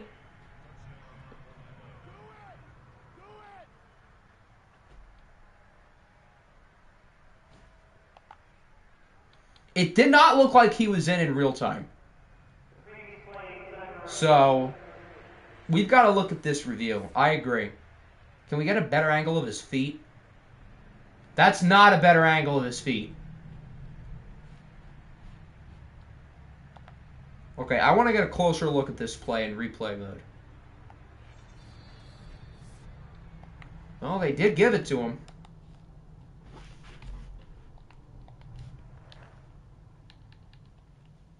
I want highlights. All right, let's see. So I want to user Tony. So as he catches the ball, right there, I think he might be out. Oh, no, he's not out. That's like so close. I think he did get them both in. Yeah, he tapped his feet in right as he caught the ball. That is unbelievable footwork.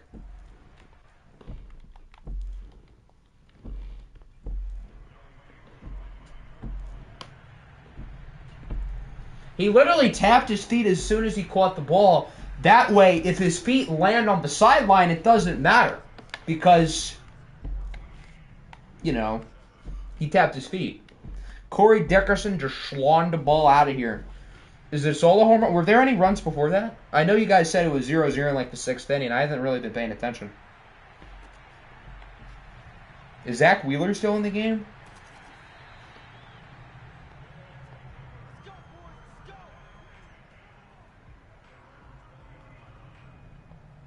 ESPN is telling me Juan Yepez did it, not Dickerson. Dickerson, I think, was replaced by Yepez, who was the pinch hitter. And Wheeler was just taken out. It was Jose Alvarado who led the home run.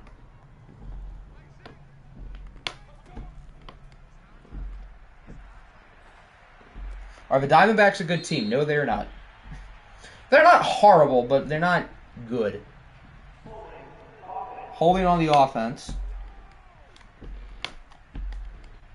So leave it to the Phillies to have Zach Wheeler pitch a gem right as he's taken out and the bullpen comes in. Only the Phillies. And Jose Alvarado's, isn't he having a good year?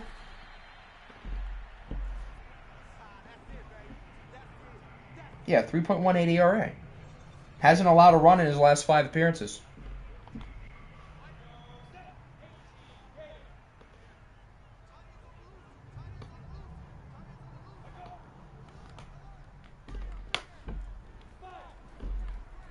Mariners scored 3 in the first.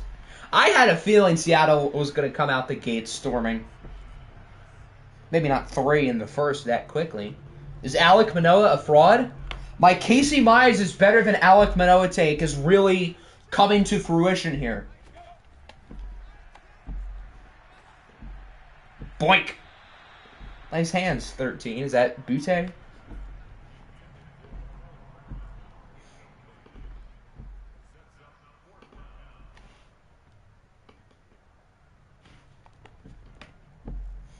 Drew Jones is a D-back. That's true, but he's also probably not going to be in the big leagues for like 3 or 4 years. So, didn't like in his first like minor league practice or something, he suffer a season-ending injury?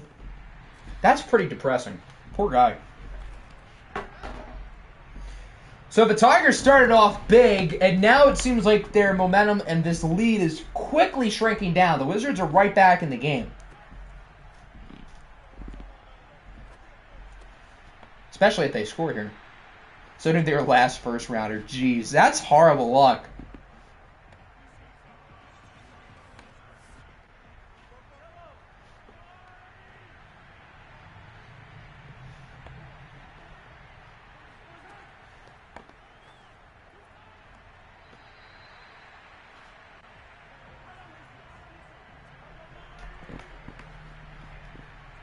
Third and 11.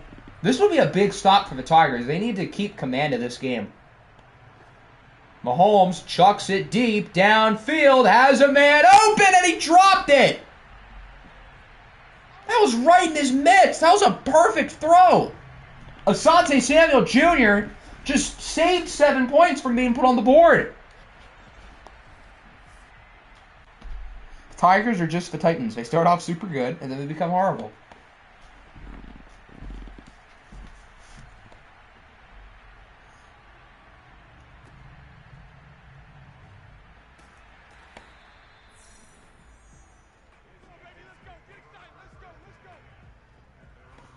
All right, so the Tigers get it back. They're up by 7 to Denzel Mims disaster class. Was that Mims? I didn't see.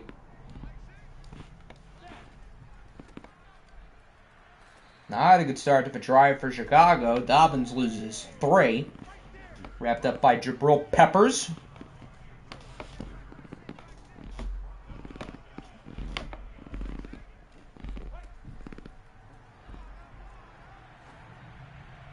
Boink! That's the second time that's happened today.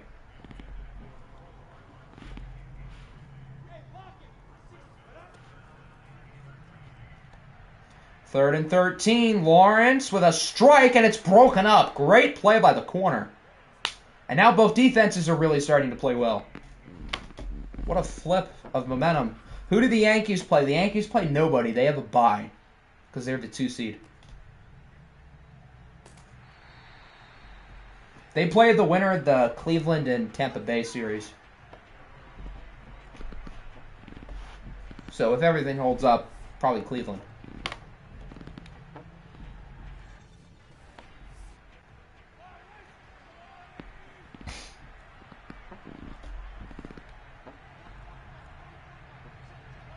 Wizards have it back. Mahomes is still in the zone. 2 seeds get buys in yeah, 2 seeds got buys in football until like 2 years ago.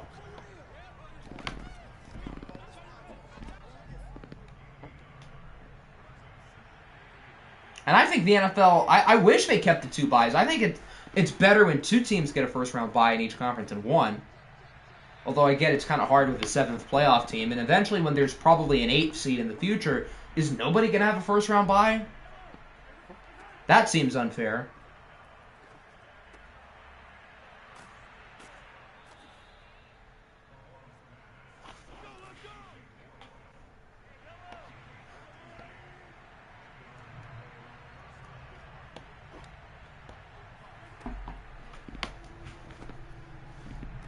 Mahomes with a strike to a wide-open receiver. I'm very confused. Why were there no Tiger defenders within 30 yards of Devontae Parker for the entire play? That's, like, bad. That's bad. Okay, so the Wizards tied up. Remember that nice big Tiger lead? Well, that's gone.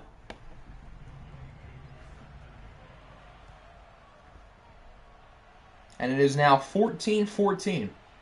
Devontae Parker is apparently him. More like the Tigers' defensive coordinator is apparently not him. Can't wait for the OFL Wildcard stream when we have 4 games in each conference. Oh, brother. I don't know if the NFL is going to do that soon or not. They might wait until they add an 18th game, which also feels pretty inevitable. I don't know if that would be until like the next collective bargaining agreement or whatever, which I don't think is probably for another like 10 years.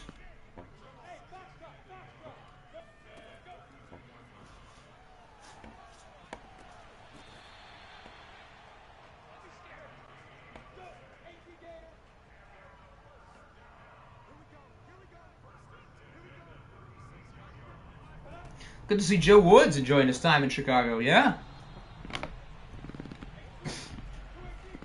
The Tigers' offense looks not good. They started off so well, and then it's gone such downhill so fast.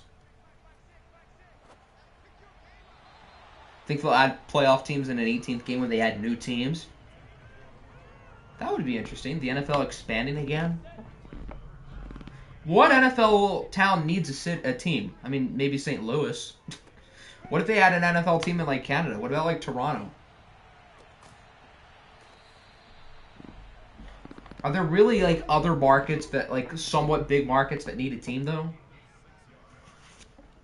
Good stop again by the Wizards. San Diego, I guess. Virginia needs a team. Where would they put a team in Virginia? Like, what big market is in Virginia?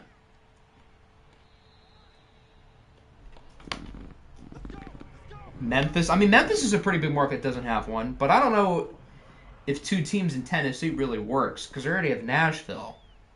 Tennessee as a whole isn't that big of a market, but I guess in terms of biggest cities without an NFL team, Memphis is towards the top.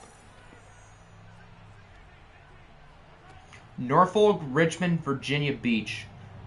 Where are those cities in terms of like population rankings? There's no way they're in the top 32. Oh my lord, the Tigers are losing.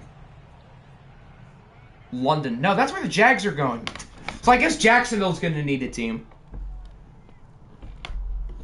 Remember when the Tigers were dominating this game? Yeah, that was fun. That was fun, but now that's gone. Tyreek Hill darts by the corner. And the Wizards are winning here in the first. This is just like when the Chiefs were down 24-0 after the first quarter against Houston in the playoffs like 3 years ago, and then the Chiefs were winning at halftime. That game was literally the death of the Houston Texans. Mahomes to Hill is so unfair. Imagine if they played on the same team in real life. The NFL would be doomed. Landover, Maryland needs a new team. It's terrible right now. Virginia Beach is over 400,000. That doesn't seem like a big number, and that's not a big market. I mean, the Commanders aren't that far away, or the Ravens, or the Panthers, or the Titans, or I guess the Eagles. NFL Nebraska. Yeah, it sounds like a great idea. We need more football in the state of Nebraska. Virginia Beach is 42. Okay, I guess that's not terrible, but that still feels like a pretty small market. But, I mean, I guess 42nd isn't bad. Lawrence is going to get caught doing bad things, massages soon. Wouldn't be the first time that Clemson's quarterback has done it, so... Yeah, Montana, that's exactly what we need. That should have been picked. Ah, yes, Wyoming, but it doesn't exist. Virginia Beach is the largest population in the state. Well, the more you know. I would not have guessed that, but I guess if they're 42nd, who else in Virginia would be ahead of them? 3rd and 8, nothing for the Tigers. This is one hell of a collapse. They might be down by 2 scores, and I assume the Wizards start with the ball. Yeah, because the Tigers scored on the first play of the game. It is more than Tampa Bay. Yeah, well, Tampa Bay is also like a sports town. They had the Rays. They had the Lightning. The Magic aren't that far away. Trying to talk about Wyoming, but not New Hampshire. New Hampshire's pretty irrelevant, but at least it exists, probably. We need an NFL team in Pierre, South Dakota. The South Dakota... How can you incorporate, like, Mount Rushmore into a name? The South Dakota Mountains? The South Dakota President Faces?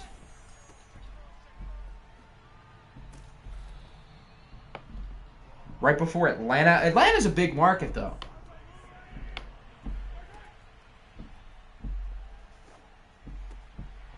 Atlanta has teams in every league except for hockey. Press F to pay respects for the Thrashers. Remember them? The South Dakota NPCs. That sounds about right. The Dakota Rush. I guess that could work. That's not a bad name. Gotta have a good running back, though. Or Patrick Mahomes, who's also pretty good as he connects for another first down. And the Wizards call a timeout. They're really about to be up by 2 scores. That's crazy. The Wizards look so lost the first 5 minutes into the game, and then it's like completely flip-flopped. You guys have the Tides, and that's about it. And the Tides aren't even like a big team. They're a minor league team. Is the NFL the only league without an international team? Well, the NHL is a bunch. Basketball is the Raptors. Baseball is the Blue Jays. That should have been picked. Are there any other, like, smaller leagues that don't have international teams? What about, like, the lacrosse league? There's no way there's, like, an international lacrosse team.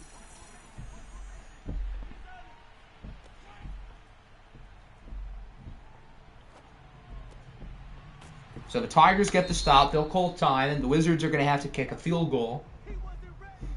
Yeah, soccer. I mean, soccer's an international sport, but, like, they have bigger leagues in other places. Wizards make the kick, so they're up by 10.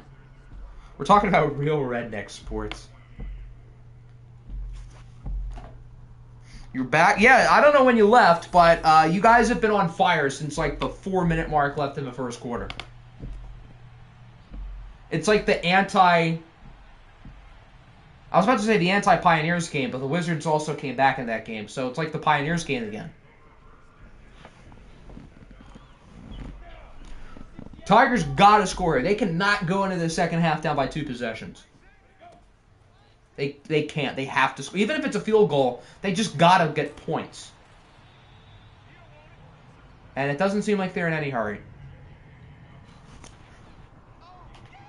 Imagine Jax loses in the first round. Well, that looks pretty likely based on how this game is going.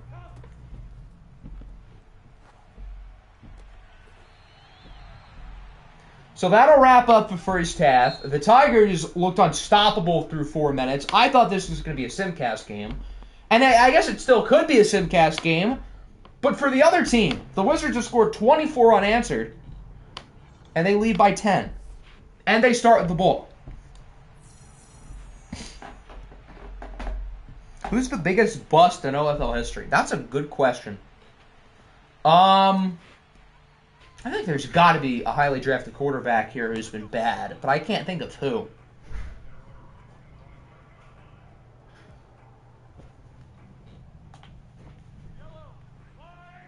Because it seems like every highly drafted quarterback, at least since like OFL 21, has been good. That I can think of, at least. Bolwell's a good answer. Painter... I mean, Painter had the good year with you guys, but... I guess Painter kind of fits. Bolwell's probably the answer, but he also wasn't supposed to go as high as he did. And after he was drafted, nobody really expected him to be good. But in terms of draft position and production, I guess he is the answer. I can't really argue with it. Kenny Pickett. I guess Kenny Pickett works because he's never played. So, I mean, he never really got a shot, but he's also never been good. So I guess in terms of like a wasted draft pick, it probably is him.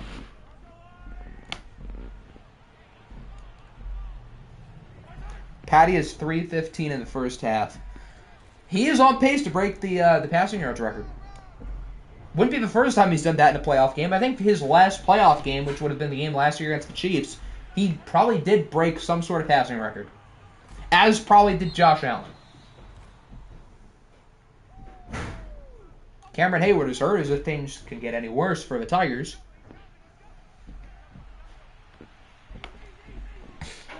And it is now a 3rd down. Mahomes has literally been in the zone the entire game. Ever since his first throw, I don't think he's been out of the zone.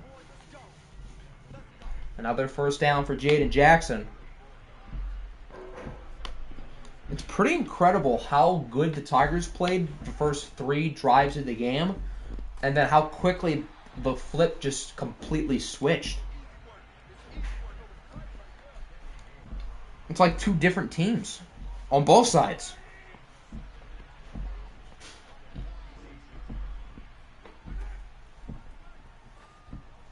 The Wizards seem awfully conservative on this drive, though. We need to see them take another shot. They need to be aggressive again. Because that's what put them ahead in the first place. They're having a big pair of balls.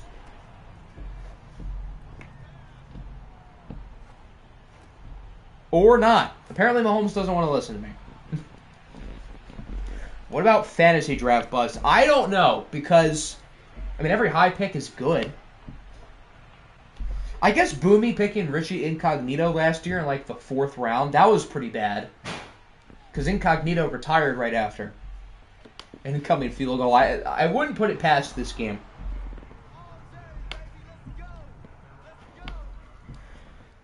So the Tigers are still only down by 10. They're not out of it. As bad as they've played the last pretty much 2 quarters, they're only down by 10. But if Trevor Lawrence is going to be throwing like that, then it's going to be rough. CMC and Trey Lance. I mean, I guess in terms of draft positioning, Christian McCaffrey's been overall kind of disappointing. But this year he was good, and Trey Lance was really good too. Oh my lord, what a throw.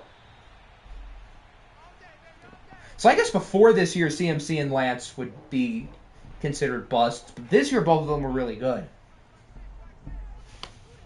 But CMC could still kind of be considered a bust.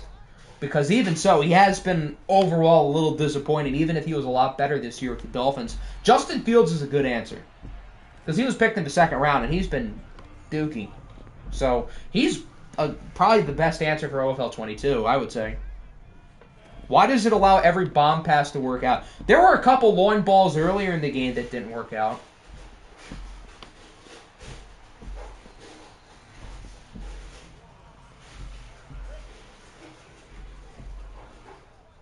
Jack's picked McCaffrey. He picked McCaffrey over everybody other than Aaron Donald.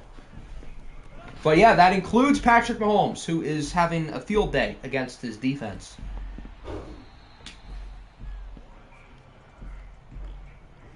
It's crazy that Patrick Mahomes has been traded like 5 or 6 times in OFL history over the last like 3 years.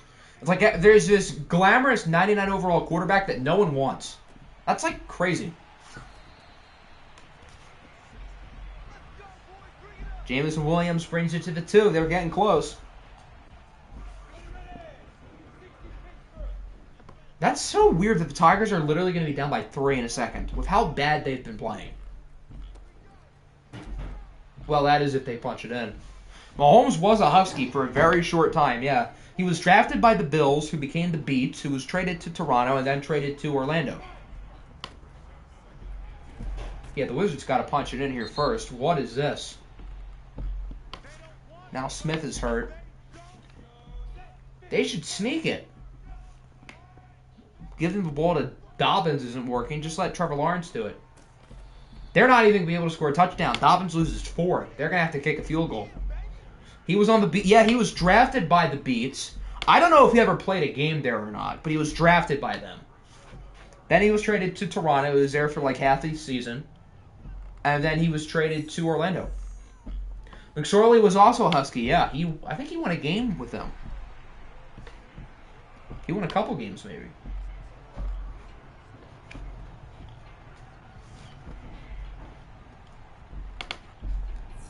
So the Tigers make it a 1-score game. It's 24-17. They should have gotten a touchdown there, but they blew it.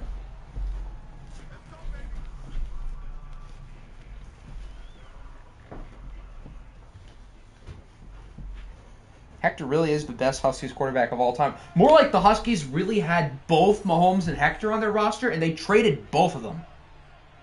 That's kind of sad. How do you have like the 2 best QBs on your roster, and you trade both of them within the span of like 3 years?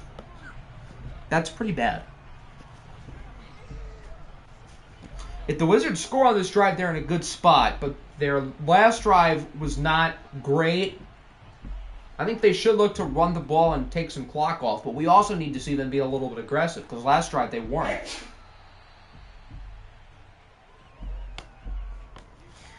Now it's 3rd and 11.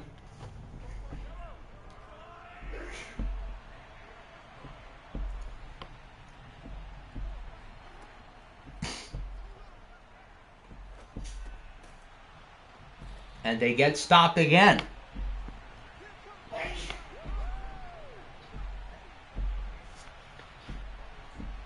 The Tigers are being given chances to come back here. They need to capitalize. What wacky ending are we going to have here? We've had a Hail Mary today. We've had a Hail Mary penalty and a missed field goal. So what wacky ending are we going to get in this game? The Wizards are pulling the Tigers. Both teams have had double-digit leads, and it looks like both of them are going to be choked. That's impressive. Dan Quinn is smiling somewhere. Him and Kyle Shanahan are smiling. Dobbins has 14 yards on 10 carries. He hit the big touchdown on the first play of the game and has done nothing since. You know, the Tigers' offense could really use a guy like Christian McCaffrey. He would be a good fit here. Lawrence wanted to go deep, but he is sacked by Stephon Tuitt. And that'll probably wrap up the third quarter. Both offenses were pretty mediocre in this quarter, but the Tigers do make up some ground, as they're only now by 7. The Wizards have 21 rushing yards, the Tigers have 15. This is brutal. Oh, you got McCaffrey from Boomy, that's right. But he was on the Patriots for about like 2 minutes, or so it felt. McCaffrey spent the first 3 years with the Tigers. Then he was traded to New England for Trevor Lawrence. And then he was traded to the Dolphins within, like, a short amount of time.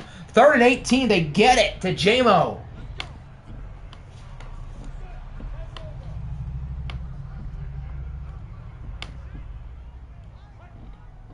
Why is Boomy traded every good quarterback he ever gets? That's a good question. That's a good question. I feel like he had a good QB last year in OFL 21 at some point. I don't remember who or when or what. Traded him. He traded Mahomes this year, and he traded Trevor Lawrence. And now his team has Demaryius Johnson, who is the worst starting quarterback in the league. Chief Keith is next door. Tell him to suit up.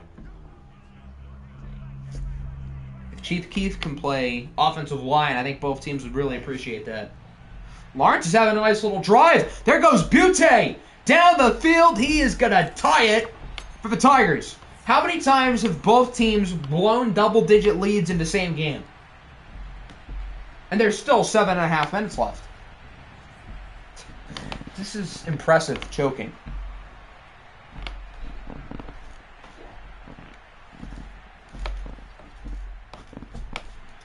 So now it's 24-24. As if this wild card round can get any crazier.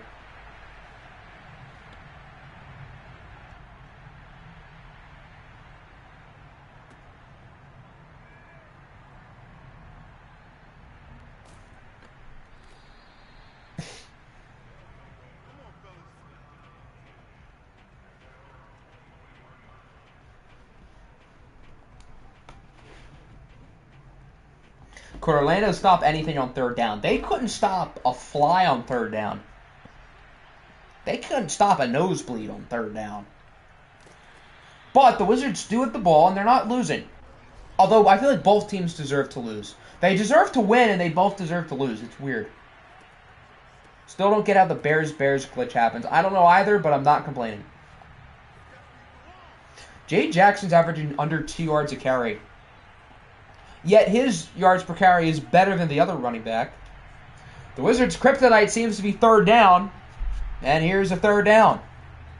They can't do it on defense. Maybe they can on offense. Or not. What an impressive collapse by the Orlando Wizards. So they're going to have to punt it. And now the Tigers can take the lead.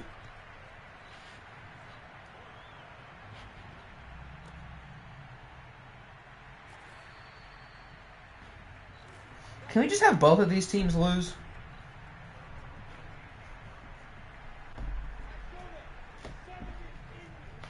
Are the Tigers on spread? They are not. They're on whatever playbook they were going into the day. Lawrence fumbles it, and he picks it up, but he still loses 12. It's to it again. That could have been bad. Still was bad for the Tigers, but it could have been worse. Big play by Orlando. 2nd and 22. Lawrence is sacked in the end zone for a safety by Trey Hendrickson, and the Wizards are back on top, and they get the ball back. This game continues to just be flat out drunk. The momentum bar is shifting like every minute, and the Tigers kick it out of bounds. Is this the Lions' German kicker again? So they're going to start with good field position all the way at like the 40. The 50! They start at the 50. Is that where you start off of the out-of-bounds kick from a safety? The 50?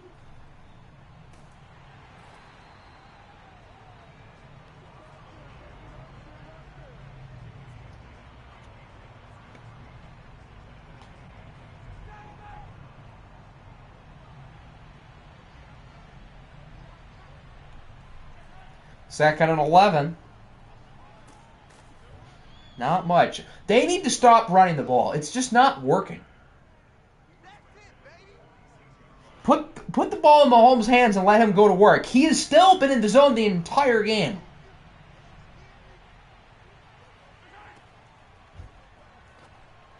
See? This is why you let him throw the ball.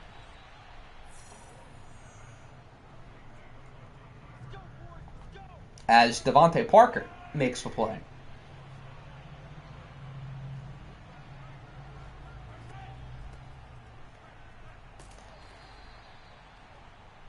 If I'm the Wizards, maybe now I start running the ball. Try to take some time off the clock. Don't want the Tigers getting it back with too much time. This team plays like the commies.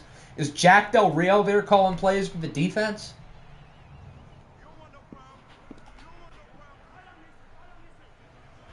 Third and 2. Why aren't they running the ball? Well, one time they should run the ball. I do appreciate for their sake that they are chewing clock.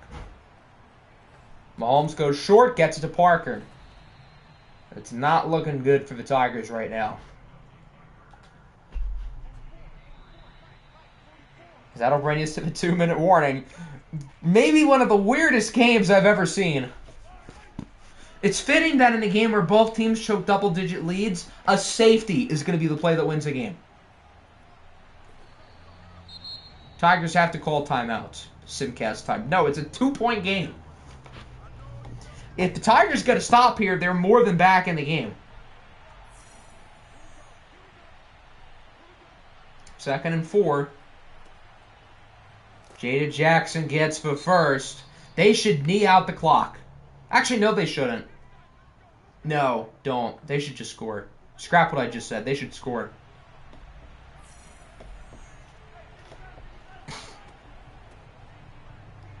Jackson breaks it. The Tigers should maybe let him score almost. Or that's even better. Push him out of bounds. Clock is stopped. Clock would have stopped anyway because Conklin's hurt. That's a big deal for Chicago. Imagine if they fumble. Now that would be funny. Second and goal. Jackson is still short. Tigers call their last timeout. If the Wizards don't get it here, you got to go for it, right? I feel like you got to go for it. Third and goal. Hand off for Jackson. He is in. So Orlando is up by 9. Or they're up by 8. No, they shouldn't go for 2. That'd be dumb. Yeah, that'd be dumb. Because an 8-point game is still 1 possession. So, yeah, no, this is the right call. Don't go for 2. So the Tigers got some groundwork to do. They need a touchdown, an onside kick, and a touchdown. So it's not looking good as Trevor Lawrence looks to pipe his teammates up. Although we have seen choking in this game. So although on paper it looks like the game is just about over, both of these teams, they've choked quite a bit. Oh! Okay, never mind. That's your game.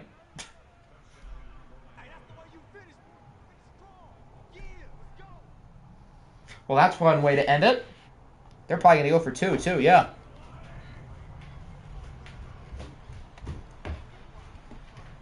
Now watch the Wizards blow this. Jackson does not get it. It is a 2-possession game, though, and the Tigers don't have any timeouts. I think we can call it a simcast. The game's over.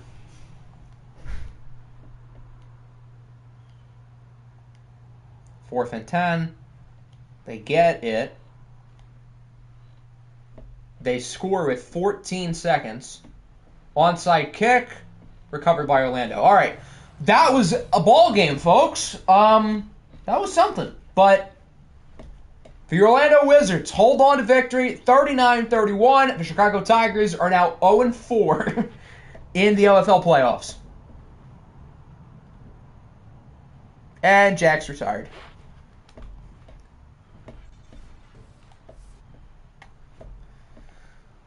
Who are you playing?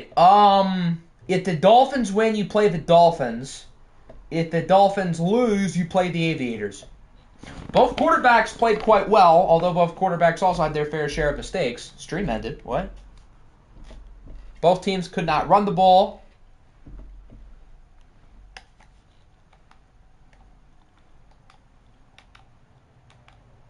And, of course, both teams choked 10-point leads. The Tigers had 14 in the first. Orlando scored 24 in the second.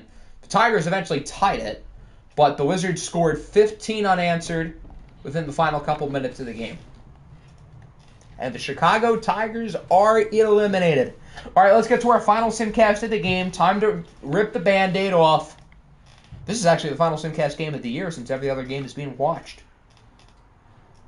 Schefter just tweeted Patriots quarterback Mac Jones is listed as doubtful for Sunday. So we get to face off against Zip and Zappy. Oh, boy. Siri, give me a whole number between 1 and 2. The answer is 2. 2. So we will be using the commies. I blame Oct. It's a rule. I don't change the schemes for anyone. Midstream. That's not just a you exclusive thing. I didn't think it would be fair to change it just for you because I don't let anyone else do it. I'm letting you know our defense is no... And I'm letting you know we're going to score 40. Should have said it sooner. You had 3 days to set it, so it's not my fault. We can rock with the base ones. All right. The Vikings are red hot. We've been playing some great football lately. Hector Estrada is that dude. Did I make Jacoby your QB1? I made him your QB1 when you changed him to be so. So he should be your QB1 now. Not that it really matters because you're not in the playoffs. All right, team, don't disappoint me. Here we go. Great start. Okay, we answered back. Our defense is throwing. The offense is doing their job. Oh, dear Lord. How are we winning? Okay. Hector must be balling. I'm going to move a little bit slower. Both offenses are playing out of their minds. 3rd and 15, incomplete. Oh, dear. Defense, please. Thank you. Good. Not good. We will hop into the next drive if Washington scores. Oh, God. Oh, God. Ah!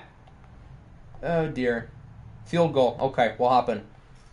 31-31. 2:50 to go. Can Hector Estrada Jr. in his first playoff game as a Viking lead the team down the field for what would be his first playoff win? Remember last year the Huskies were the once great return, knucklehead. Remember last year the Huskies were the 1 seed and got shocked by New Orleans. Please don't do anything stupid. Don't let them get the ball back. And most importantly, score points. Flying start, guys. Perfect. Sacked it to 2 by Quinnen Williams. Washington has 6 sacks today. That's not good. And now we have to run the ball.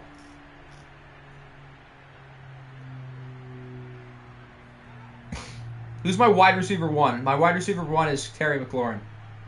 Oh, Najee! Najee's going to take it all the way! No, he did not! 98 yards to the house for a touchdown! This is why I traded for him. What in the world? Najee Harris is that dude. I thought after that sack, the drive was over. We were going to run the ball up the middle and get nothing. This is the first time I've ever seen our short yardage run game turn into something. Although that was not the blocking at all. That was all Najee. The blocking deserves no credit there. I was never planning to trade Najee. Unless I was going to get like Joe Mixon or something. But I don't assume that's happened. So, other than that, I have no reason to trade him. I thought after that sack, we were toast.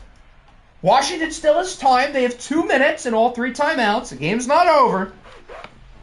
Let's not get too excited. If we win, we play against the Rams. That's right. Whoever wins plays the Rams. EA helping Octi. Color me shocked.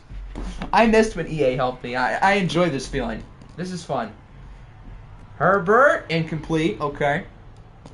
Herbert's having one hell of a game. I imagine number 10 on our sideline is 2.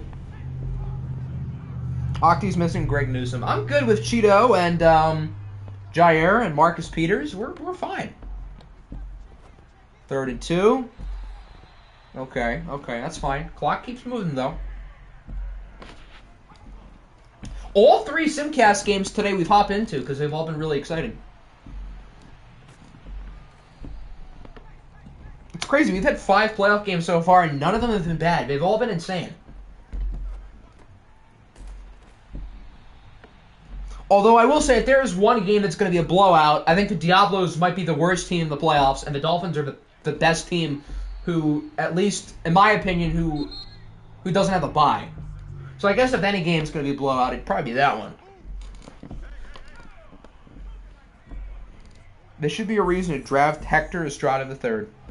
Or in our case, pay him. Yeah, we have one more game after this, which is a fully watched game. Good pass breakup. Was that Jair? I think that was Jair. Good stuff. And now it is a 3rd and 5. Once again, thankful. Yeah, you and Carolina should be grinning right now. But you don't have to deal with this crap. Herbert for the end zone overthrows him. This is it. There's 20 seconds left. Yeah, this is the game right here. 4th and 5. Watch Herbert go for the end zone. He shouldn't. They have 2 timeouts. They got to get this first down. Look at 16. Yeah, that's the correct read. That's a good play. That was the right move. Imagine they score. It's possible. They have 16 seconds in a timeout. It is more than possible. They might start. No, they're not starting their Hail Mary now. Okay. They're going to call their last timeout. Yeah, they need shots for the end zone. This is Hail Mary time. Although they do have it at the 30, so they could always run a more traditional 4 verts. Are we going to get another ridiculous game-winning touchdown? Not on that play. They try to get closer. Okay, that's not a terrible play. I would have probably gone for the end zone, just get as many shots as you can get, but that works too. With 6 seconds, they got to go for the end zone here. They can't do another out route. They can't guarantee that'll take less than 6 seconds. For the ball game, Herbert for the end zone. It is incomplete. And the Minnesota Vikings are moving on to the divisional round of the playoffs as we beat Washington 38-31. Our defense had a good drive to end the game. Overall, the defense was pretty bad, but the offense was great. I imagine Hector played very well. Najee Harris completely bailed us out with his 98-yard touchdown run. Yeah, Hector was good. Only 1 touchdown, but his numbers are across the board very good. Same with Herbo. Najee is him. I don't know why he got the ball only 14 times, but he is him. DK played well. Rashad Bateman was our best receiver. All 4 of our top 4 guys had at least 59 yards. And then there were a lot of sacks. 3.5 for Quinn Williams. Carrington had 1. Mack had 1. Hey, Khalil Mack did something. Okay. All right, the Band-Aid's been ripped off. We're playing the Rams in the next round of the playoffs. Have I gotten every game right? I'm pretty sure I've gotten every one of my predictions right so far. Hold on. I think I'm 5 for 5. Aviators, Wizards, Rams, Niners, Vikings. I'm 5 for 5. I'm him. All right, last game of the day, the Dolphins and the Diablos. I kind of want the Dolphins to win now so we can go, so I can go 6-0 for the day. Siri, give me a number between 1 and 2. That would be 1. 1. We will use the Diablos. Again, I think if there is one game that would be a blowout, it would be this one. But if this entire stream has told us anything, that's probably not going to happen. These 2 teams played against each other in the playoffs a couple of years ago after the Dolphins had their Cinderella win against the Wizards. The Dolphins ended up losing to the Diablos, who made the OFL Bowl that year and lost to Seattle with the tipped miracle by Keenan Allen. Hector versus his unbiological dad, Mr. Rob. Who do you root for, yourself or your unbiological father? Current classic. This one, I assume. And then for Diablos, do we want red or white?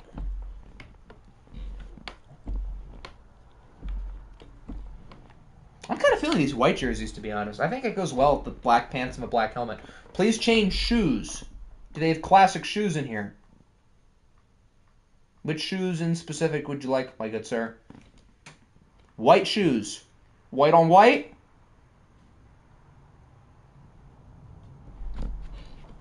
You can pick since you're Mexican. You know what? I'm not going to argue. That's fair. They can wear red. Just for you, because your team's out of the playoffs. You don't get to experience this fun.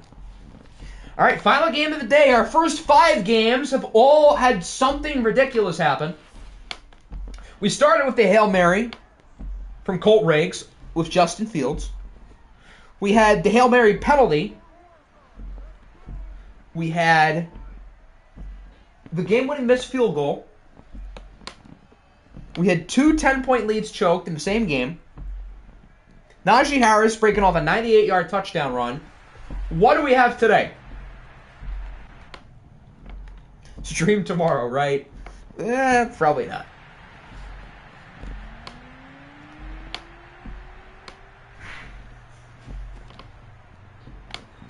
Whenever we've watched the Dolphins this year, they've seemed to completely dominated, and they've beaten good teams. I know they had that one performance against the Aviators. If the Dolphins win, they will play Orlando. If the Diablos win, they will play Cleveland. Stream at 9 p.m. today. No. Baker Mayfield leads the Mexico City offense. They have some ball players. Dalvin Cook, Cooper Kupp, and that's about it. Have we seen a Diablos game all year? I don't think we have. So, I don't know what to expect here. The new greatest running back of all time, Tyzee Howard from Walla Walla. What happens when he gets drafted by the Tigers? That would be funny. I hope that happens. I mean, the Tigers could use a running back. J.K. Dobbins was pretty bad today.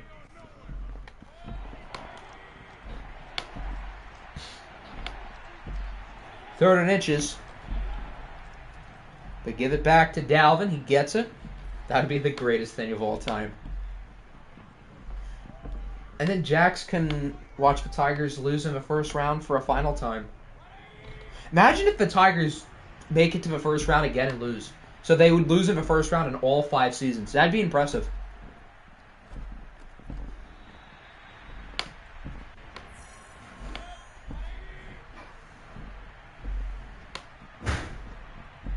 Okay. What a catch by Kupp. The Dolphins' defense has been really good this year, but so far on this opening drive, they don't look great. Say that. I'm not going to say that. I guarantee you that's like something racist. So I'm just not going to do that. Why don't we actually Google what that means in English? Let's open our friend Google Translate.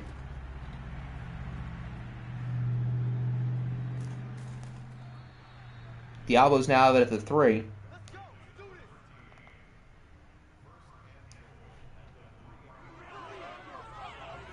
I already see vulgar, so we're off to a flying start. Oh, okay. Okay. Well, it wasn't something, like, racist, but that doesn't mean it's good. Reminder, I have 2 more playoff wins in Jackson OFL 22. There's Dalvin Cook with a touchdown. Good start for Mexico City.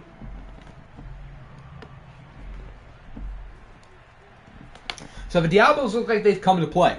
Mexico City beat the Tigers last week to sneak into the 7th seed over teams like the Chiefs, the Beats, the Shamrocks, and to a lesser extent, the Ravens. Can we get that from me? You're not getting that from me. It's not going to happen. So as Nick Saban said, quit asking. Nice return to the 29. And now we get to see Aaron Rodgers lead out the Dolphins offense, featuring the Offensive Player of the Year runner-up, and my first-place vote for the award, Christian McCaffrey, who has a storied history in the playoffs of losing in the first round with the Tigers. Can you take over the Diablos? No, because you're already at the Huskies. Did that say Travis Kelce just got hurt? That's a flying start for the Dolphins. It's been a rough 3.5 minutes for them. Obviously, it's early. Just trade everyone good from my team there. How about no? The Cardinals blew it? Of course they did.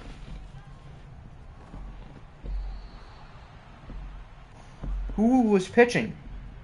Ryan Helsley. Wasn't he, like, insanely good this year? What happened? How'd he blow it? What'd he do?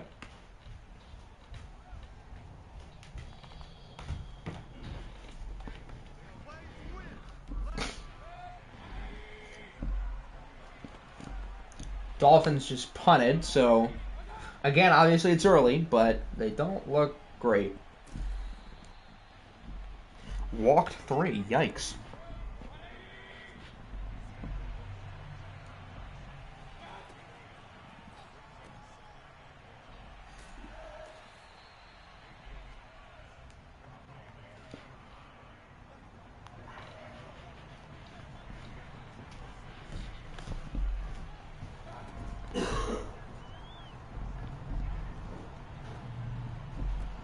Baker's looked pretty poised today. He's made some good throws.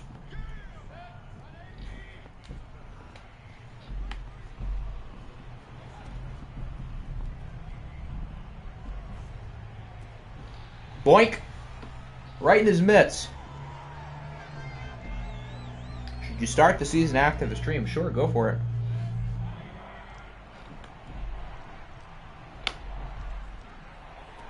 And now it is 3rd and 5. Okay, I don't think it's quite time to hit the panic button yet if you're the Dolphins, but I think it's time to start walking towards it. Again, it's still early, but this has been not pretty. Certainly a surprise. If there was one team I was most confident in today, again, it was the Dolphins. Which would be ironic if this is the only game I get wrong.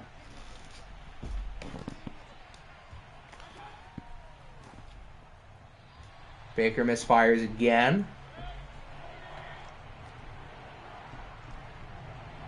Imagine if Baker looked like this in real life. 3rd down. They got it again.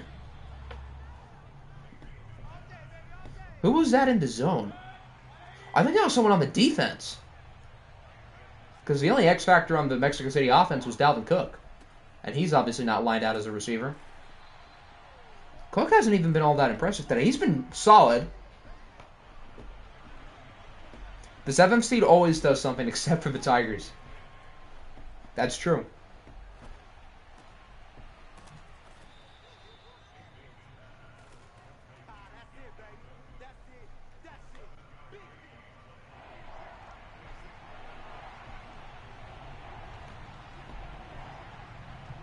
Third and 1.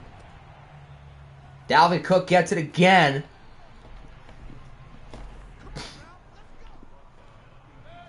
Yeah, Marlon Humphrey. Why is Marlon Humphrey in the zone? What has he done? What does he do?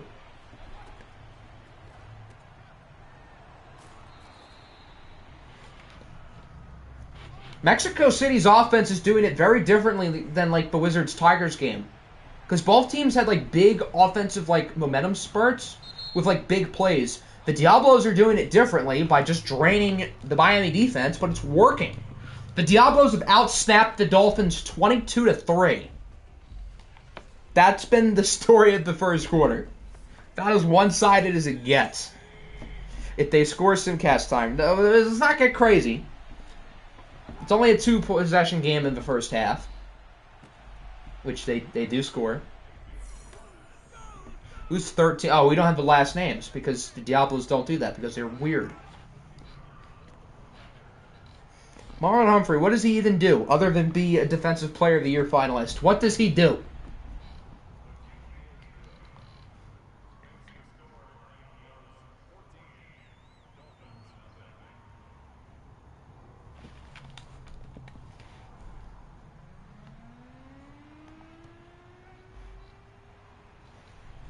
So now the Dolphins got to respond. This has been a disaster for them.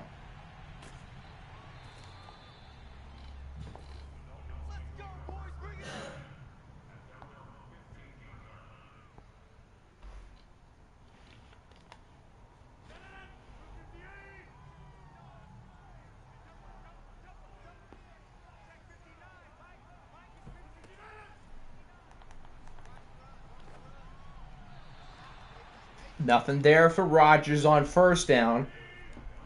They got to get the Offensive Player of the Year runner-up more involved. They got to figure out how to get the ball in his hands.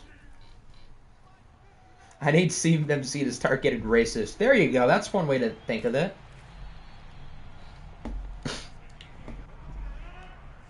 If Christian McCaffrey hates Mexicans, then this could really work out for the Dolphins as they finally get their first down of the game with Derek Deese Nuts If the Diablos, you're not getting that because the Diablos are literally winning. So, no. I'm not going to, so quit asking. 2nd and 8, there's Julian Fleming. Breaks a tackle. Okay, there's something. That's like the first good play for the Dolphins the entire game.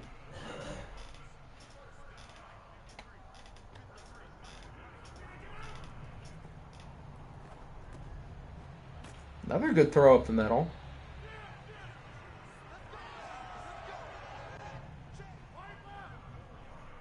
If you're going to say that use the Nick Saban, so what, I have to sound country? I'm not going to, so quit asking. That was horrible. Yeah, I don't think I can do a good Nick Saban impression. Can you make OCAA players? Sure, I guess. Why not? 2nd and 4. Good run by McCaffrey. The Dolphins have it in the red zone now. They're having themselves a nice little drive.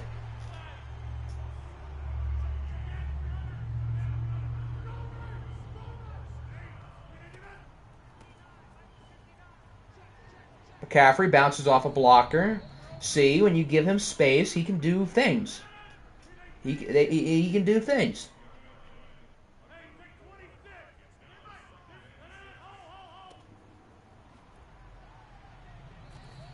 Problem is they're not really giving him much space.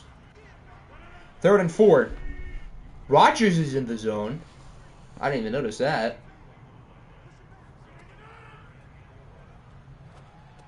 He gets it to McCaffrey to about the 1. The stream died it. Oh no, it died it. Can I get co-commish? Because I've been here the whole stream. That would imply I have to give co-commish to, like, a lot of people. As the Dolphins get the touchdown, it's Kenneth Walker who puts them on the board. Are the Dolphins back in the game? We got to see if the defense get a stop. I mean, we saw the Wizards lead the Tigers lead 14-0, and then kind of fall apart, and then come back and fall apart again. They scored 6? Jeez, what a collapse by the Cardinals, my lord. They had like 2 hits going into the last inning.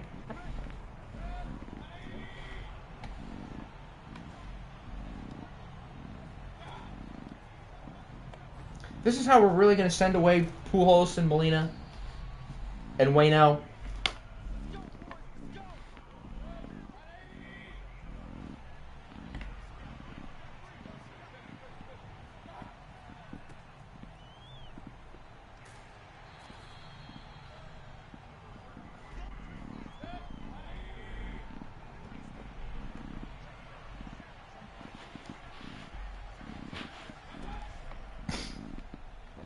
Baker looks like he wants to run with it. Under pressure, he's incomplete. Is that Alante Snow, the rookie? Does he have Superstar? I think he does. The 3rd place finisher for Rookie of the Year in the backfield making a play. And on 3rd and 7, they get it again. Had the Diablos converted every 3rd down today? I guess they would have had to. Finley has 6 catches. Would you rather be my roommate or live with me? Isn't that the exact same thing? So would I rather be your roommate or be your roommate? Can I choose or? 2-minute warning here in the first half. The Diablos lead by 7. Their offense has not had a play longer than like 15 yards today, or so it feels. But they haven't needed to. Because it's all working. Right as I say that, Dalvin Cook gets about 15. For another first down, the Diablos are once again moving it.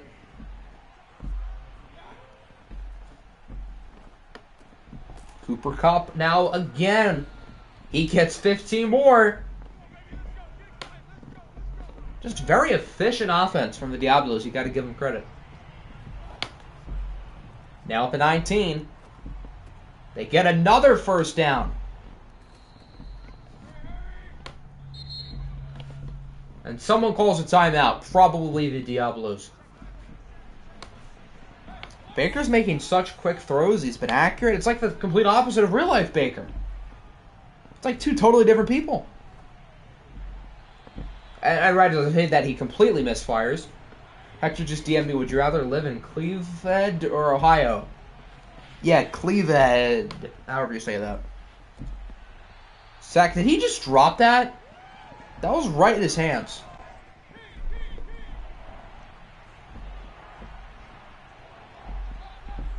Third and goal.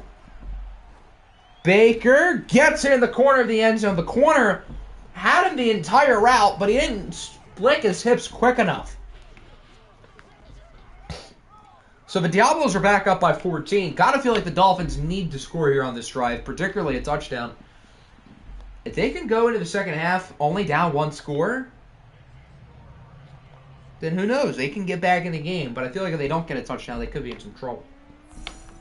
That's exactly what he said. Letter for letter, bar for bar.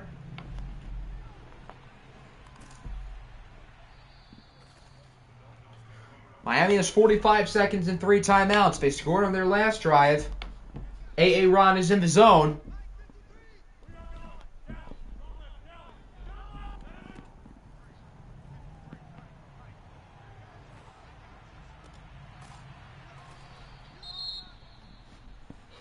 Dolphins call a timeout. Productive play on first down.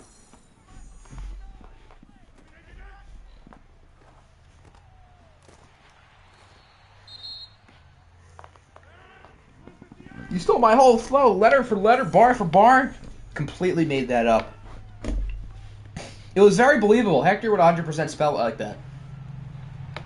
Aaron Rodgers is going to run. 44. How are they already out of timeouts that fast? They burned those so quick. So now the best case scenario is like not that. Are they gonna have, they might have time for another play if they're lucky. They've got to get back quickly, and they're not going to. They were going to kick a field goal. All right, so that's going to wrap up the first half. This has been the only, I guess, kind of normal game so far. Although I don't know how normal it is, considering the worst team in the wild card round is dominated against probably the best team in the wild card round, 21-7. And I think, who starts the ball? The Dolphins do. Okay, that's what I thought. Nick and Andrew's going to come home and see the Phillies won and be like, what in the hell? Our offense did something?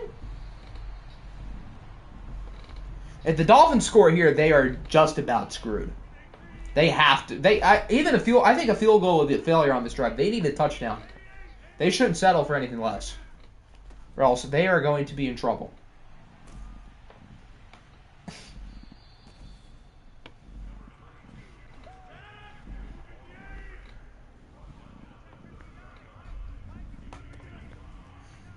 This always happens, except for the Tigers. I should have expected it. Next year, unless the Tigers are the 7th seed in the AFC, I'm picking the 7th seed. Rodgers is 9 for 11. He hasn't even thrown the ball poorly.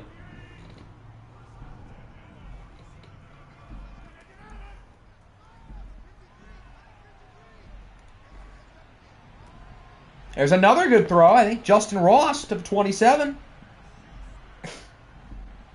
Would you rather watch the Browns or simcast the game and jump in at the first quarter? I don't get it. What point is Hector trying to make? Do you want to watch the game, or do you want to watch most of the game?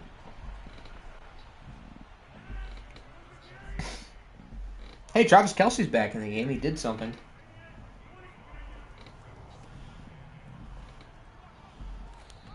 Not much for McCaffrey. Is he hurt? No, a Diablo player is hurt. Ridgeway. John Ridgeway, I think. Now it's 3rd and 3. And they get it again. The Dolphins' offense is continuing to move the ball decently well. Is Trayvon Diggs still on the Browns? Yeah, he's still there.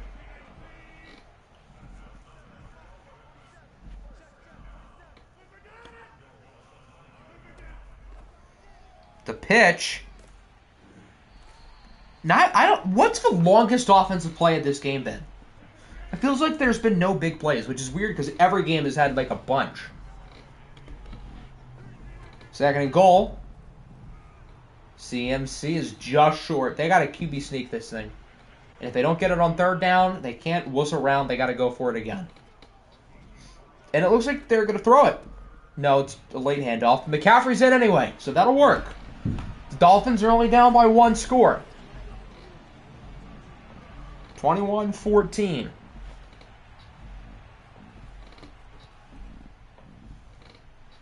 Vince had to play on... Oh, yeah, no, you're right. They did. They had to play to Justin Ross and went for a lot.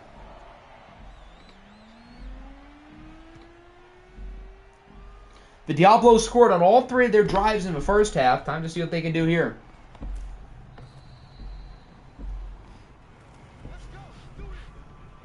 Or maybe it was Fleming. It was one of those 2.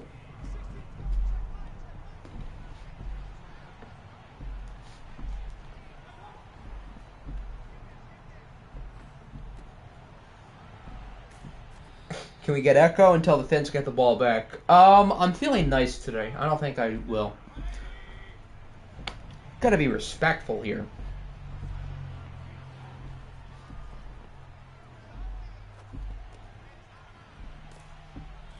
Seems like much of the same from the first half. A lot of efficient, intermediate passes. And it's all working.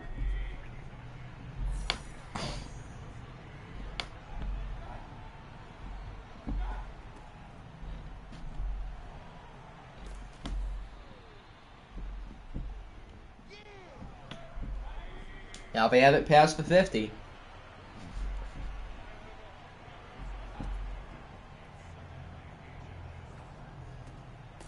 Another pass up the middle for a good 13 yards. It's been wash, rinse, repeat. Whoever the Dolphins' defensive coordinator is, he does not know how to adjust. The Diablos have done the same thing the entire game, and it's working. Credit to them. If it ain't broke, don't fix it. What country is the capital of Mexico City? That's a good question. Diablo's offense is kind of like the Ravens' offense. I can see that, yeah. Here's Baker on the read option.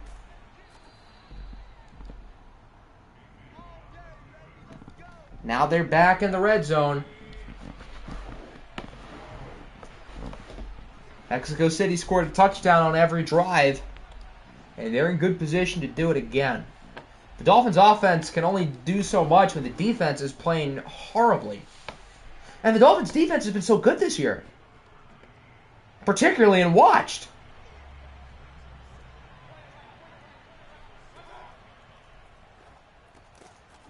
And they add to their lead another touchdown for Baker Mayfield. And it is 28-14. The Dolphins have 1:28 left in the third. Could be the last game for a lot of people in a Diablos uniform. Probably not, because the Diablos are probably going to have another game at this pace.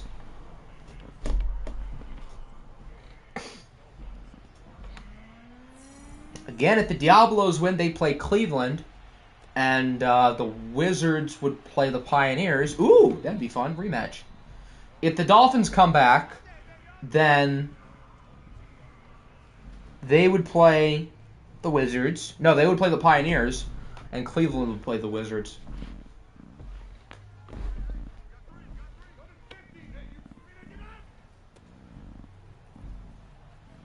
Here's McCaffrey. Whoop, nice little juke.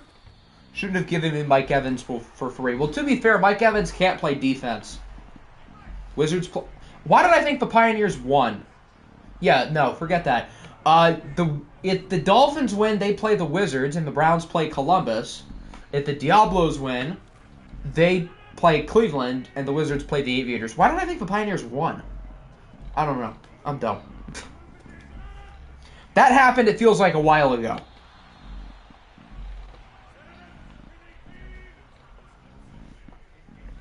Third and 9.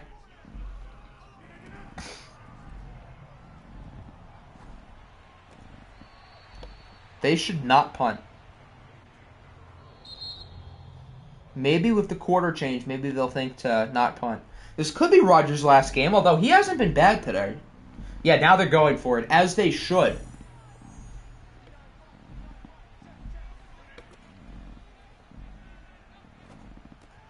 And they barely get it. That was close, but he definitely did get it.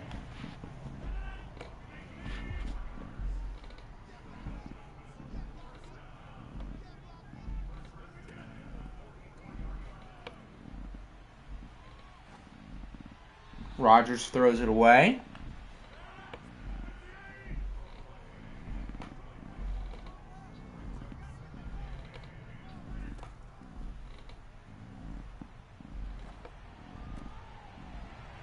Another good play by McCaffrey. I don't know why the receiver gave up on the block. Imagine if they turn it over here, it's pretty much game over. If the Dolphins don't score a touchdown, I don't see how they can win. Even if they do score a touchdown, they're still in a lot of trouble. Montez Sweat is hurt. That's kind of the big deal. Defensive Player of the Year finalist. Although that apparently means Rodgers wants to get the ball out even quicker.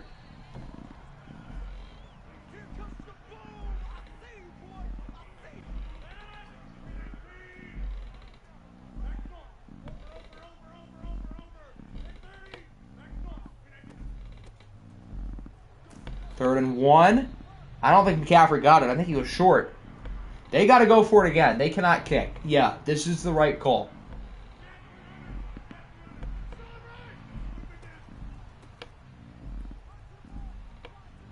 And Christian McCaffrey gets it. He has 69 yards. Nice. Aaron starts screaming, snap the effing ball. Just like he did last week. There's CMC again. Now they're finally trying to get the ball in his hands. See, when you give the ball to McCaffrey, things, work for the offense.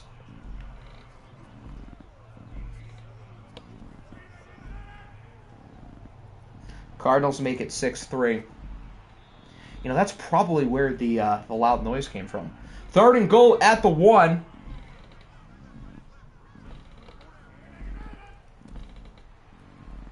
He did not get it. They got to go for it again. They've already converted twice. Third time's the charm for either side.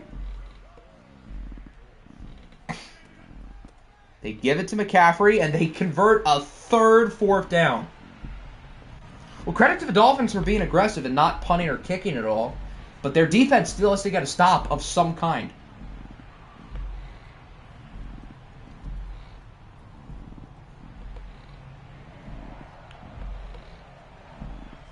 Yes, he is. That's probably the noise in the background.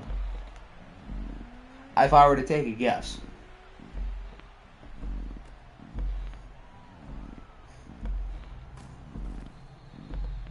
You wish the defense would try. I don't blame you. I would be losing a lot of brain cells right now if I was a Dolphins coach because, it's such avoidable mistakes. Consents for Yachty walk-off homer. Need it. Is Yachty even playing in this game? I know they started Pujols.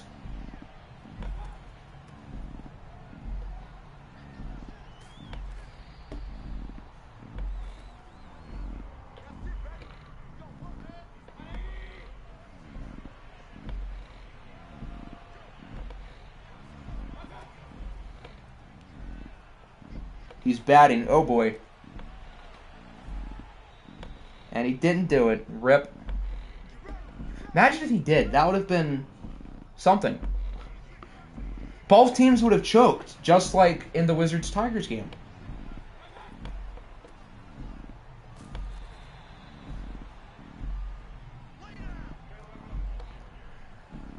Mexico City's having another very easy time moving the ball down the field. All they need is points or to just run the rest of the clock out. 3rd and 8. This is the biggest play of the game. If they don't get it, the Dolphins can very well come back. Because I don't see the Diablos kicking a 58-yard field goal. And if the Diablos do get it, then I think the Dolphins are in a lot of trouble. Okay. Can someone explain to me why the Dolphins sent a full-out blitz on 3rd and 8 in that situation? They sent the cavalry and it backfired. It's almost like you should focus on covering the receivers first when you have 3 superstar defensive linemen who can get to the quarterback without a design blitz. It's not a simcast because the Dolphins had the ball and they're only down by 2 scores. But if they don't score a touchdown quick, then this could turn into a simcast. Greg Williams type beat. Yeah, really. With the play a couple years ago against the Raiders when Ruggs caught the game-winning touchdown with like 5 seconds to go because he didn't play prevent for no reason. That was bad. And this is bad too. The Dolphins have to score quick. And then they have to get a stop, which they have not done once today. And then they need to score again. So that's a lot of things that need to happen in 2 minutes' time.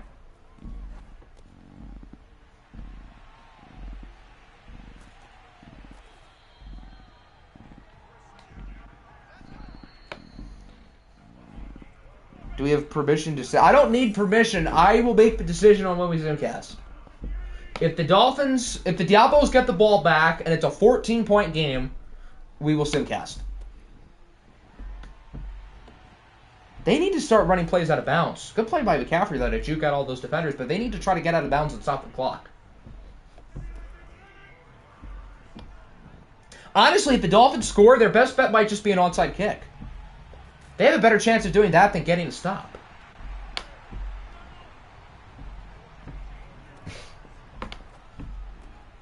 Aaron loses, but instead of the NFC Championship, he does it in the wild card round. To a team led by Baker Mayfield. From the 18. Rodgers under pressure. He should try to get rid of it. He's sacked by Goodwin. Clock keeps ticking. They're not calling their timeouts, but still, I think at this point, if they score, they got to go for the onside. And not run checkdowns. So glad you got the 1 seed. You guys still have to play these guys next week, though. 3rd and 20. Rodgers goes deep and completes. Now the ball game is on the line. 4th and 20. Aaron Rodgers is the type of guy to like 420. I guess they're trying to hold on to him, which at this point might be too little, too late. Rodgers for the end zone. Oh, okay. All right, there's still a little bit of the chance.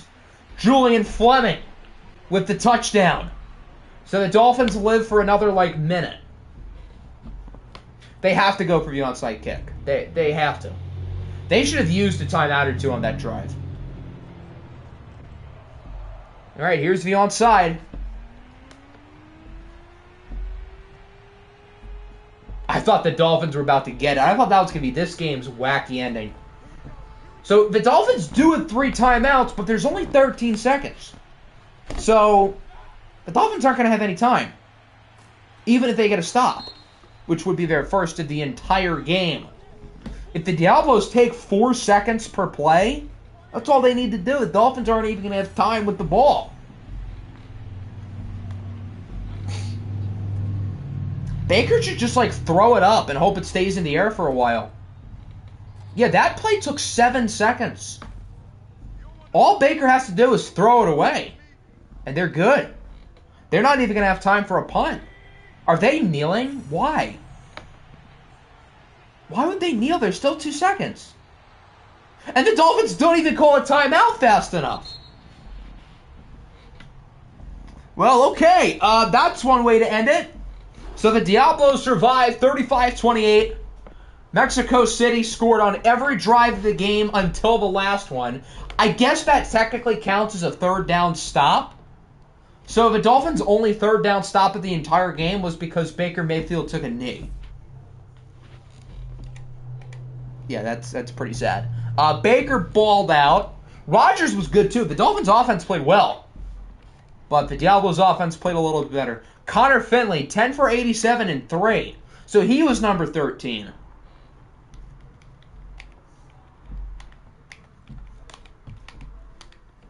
So we have our first and I guess only true upset of the wild card round, as the 2-seeded Miami Dolphins, who looked like an OFL Bowl frontrunner, they have been knocked out prematurely.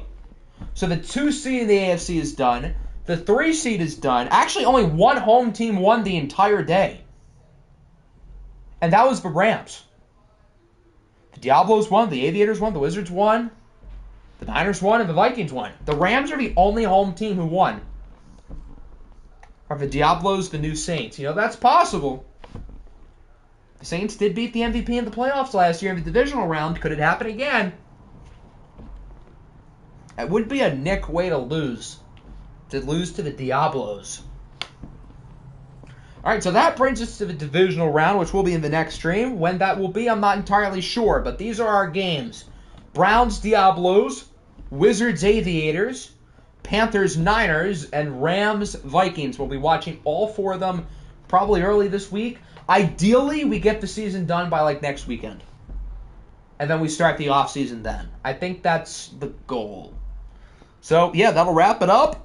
Quite the stream. We had a whole lot of craziness today. Some wacky endings, some wacky games, and it was fun and long. Nearly 3 hours. But, yeah, hope everybody enjoyed. We'll be back probably early next week for the divisional round of the playoffs. Peace out.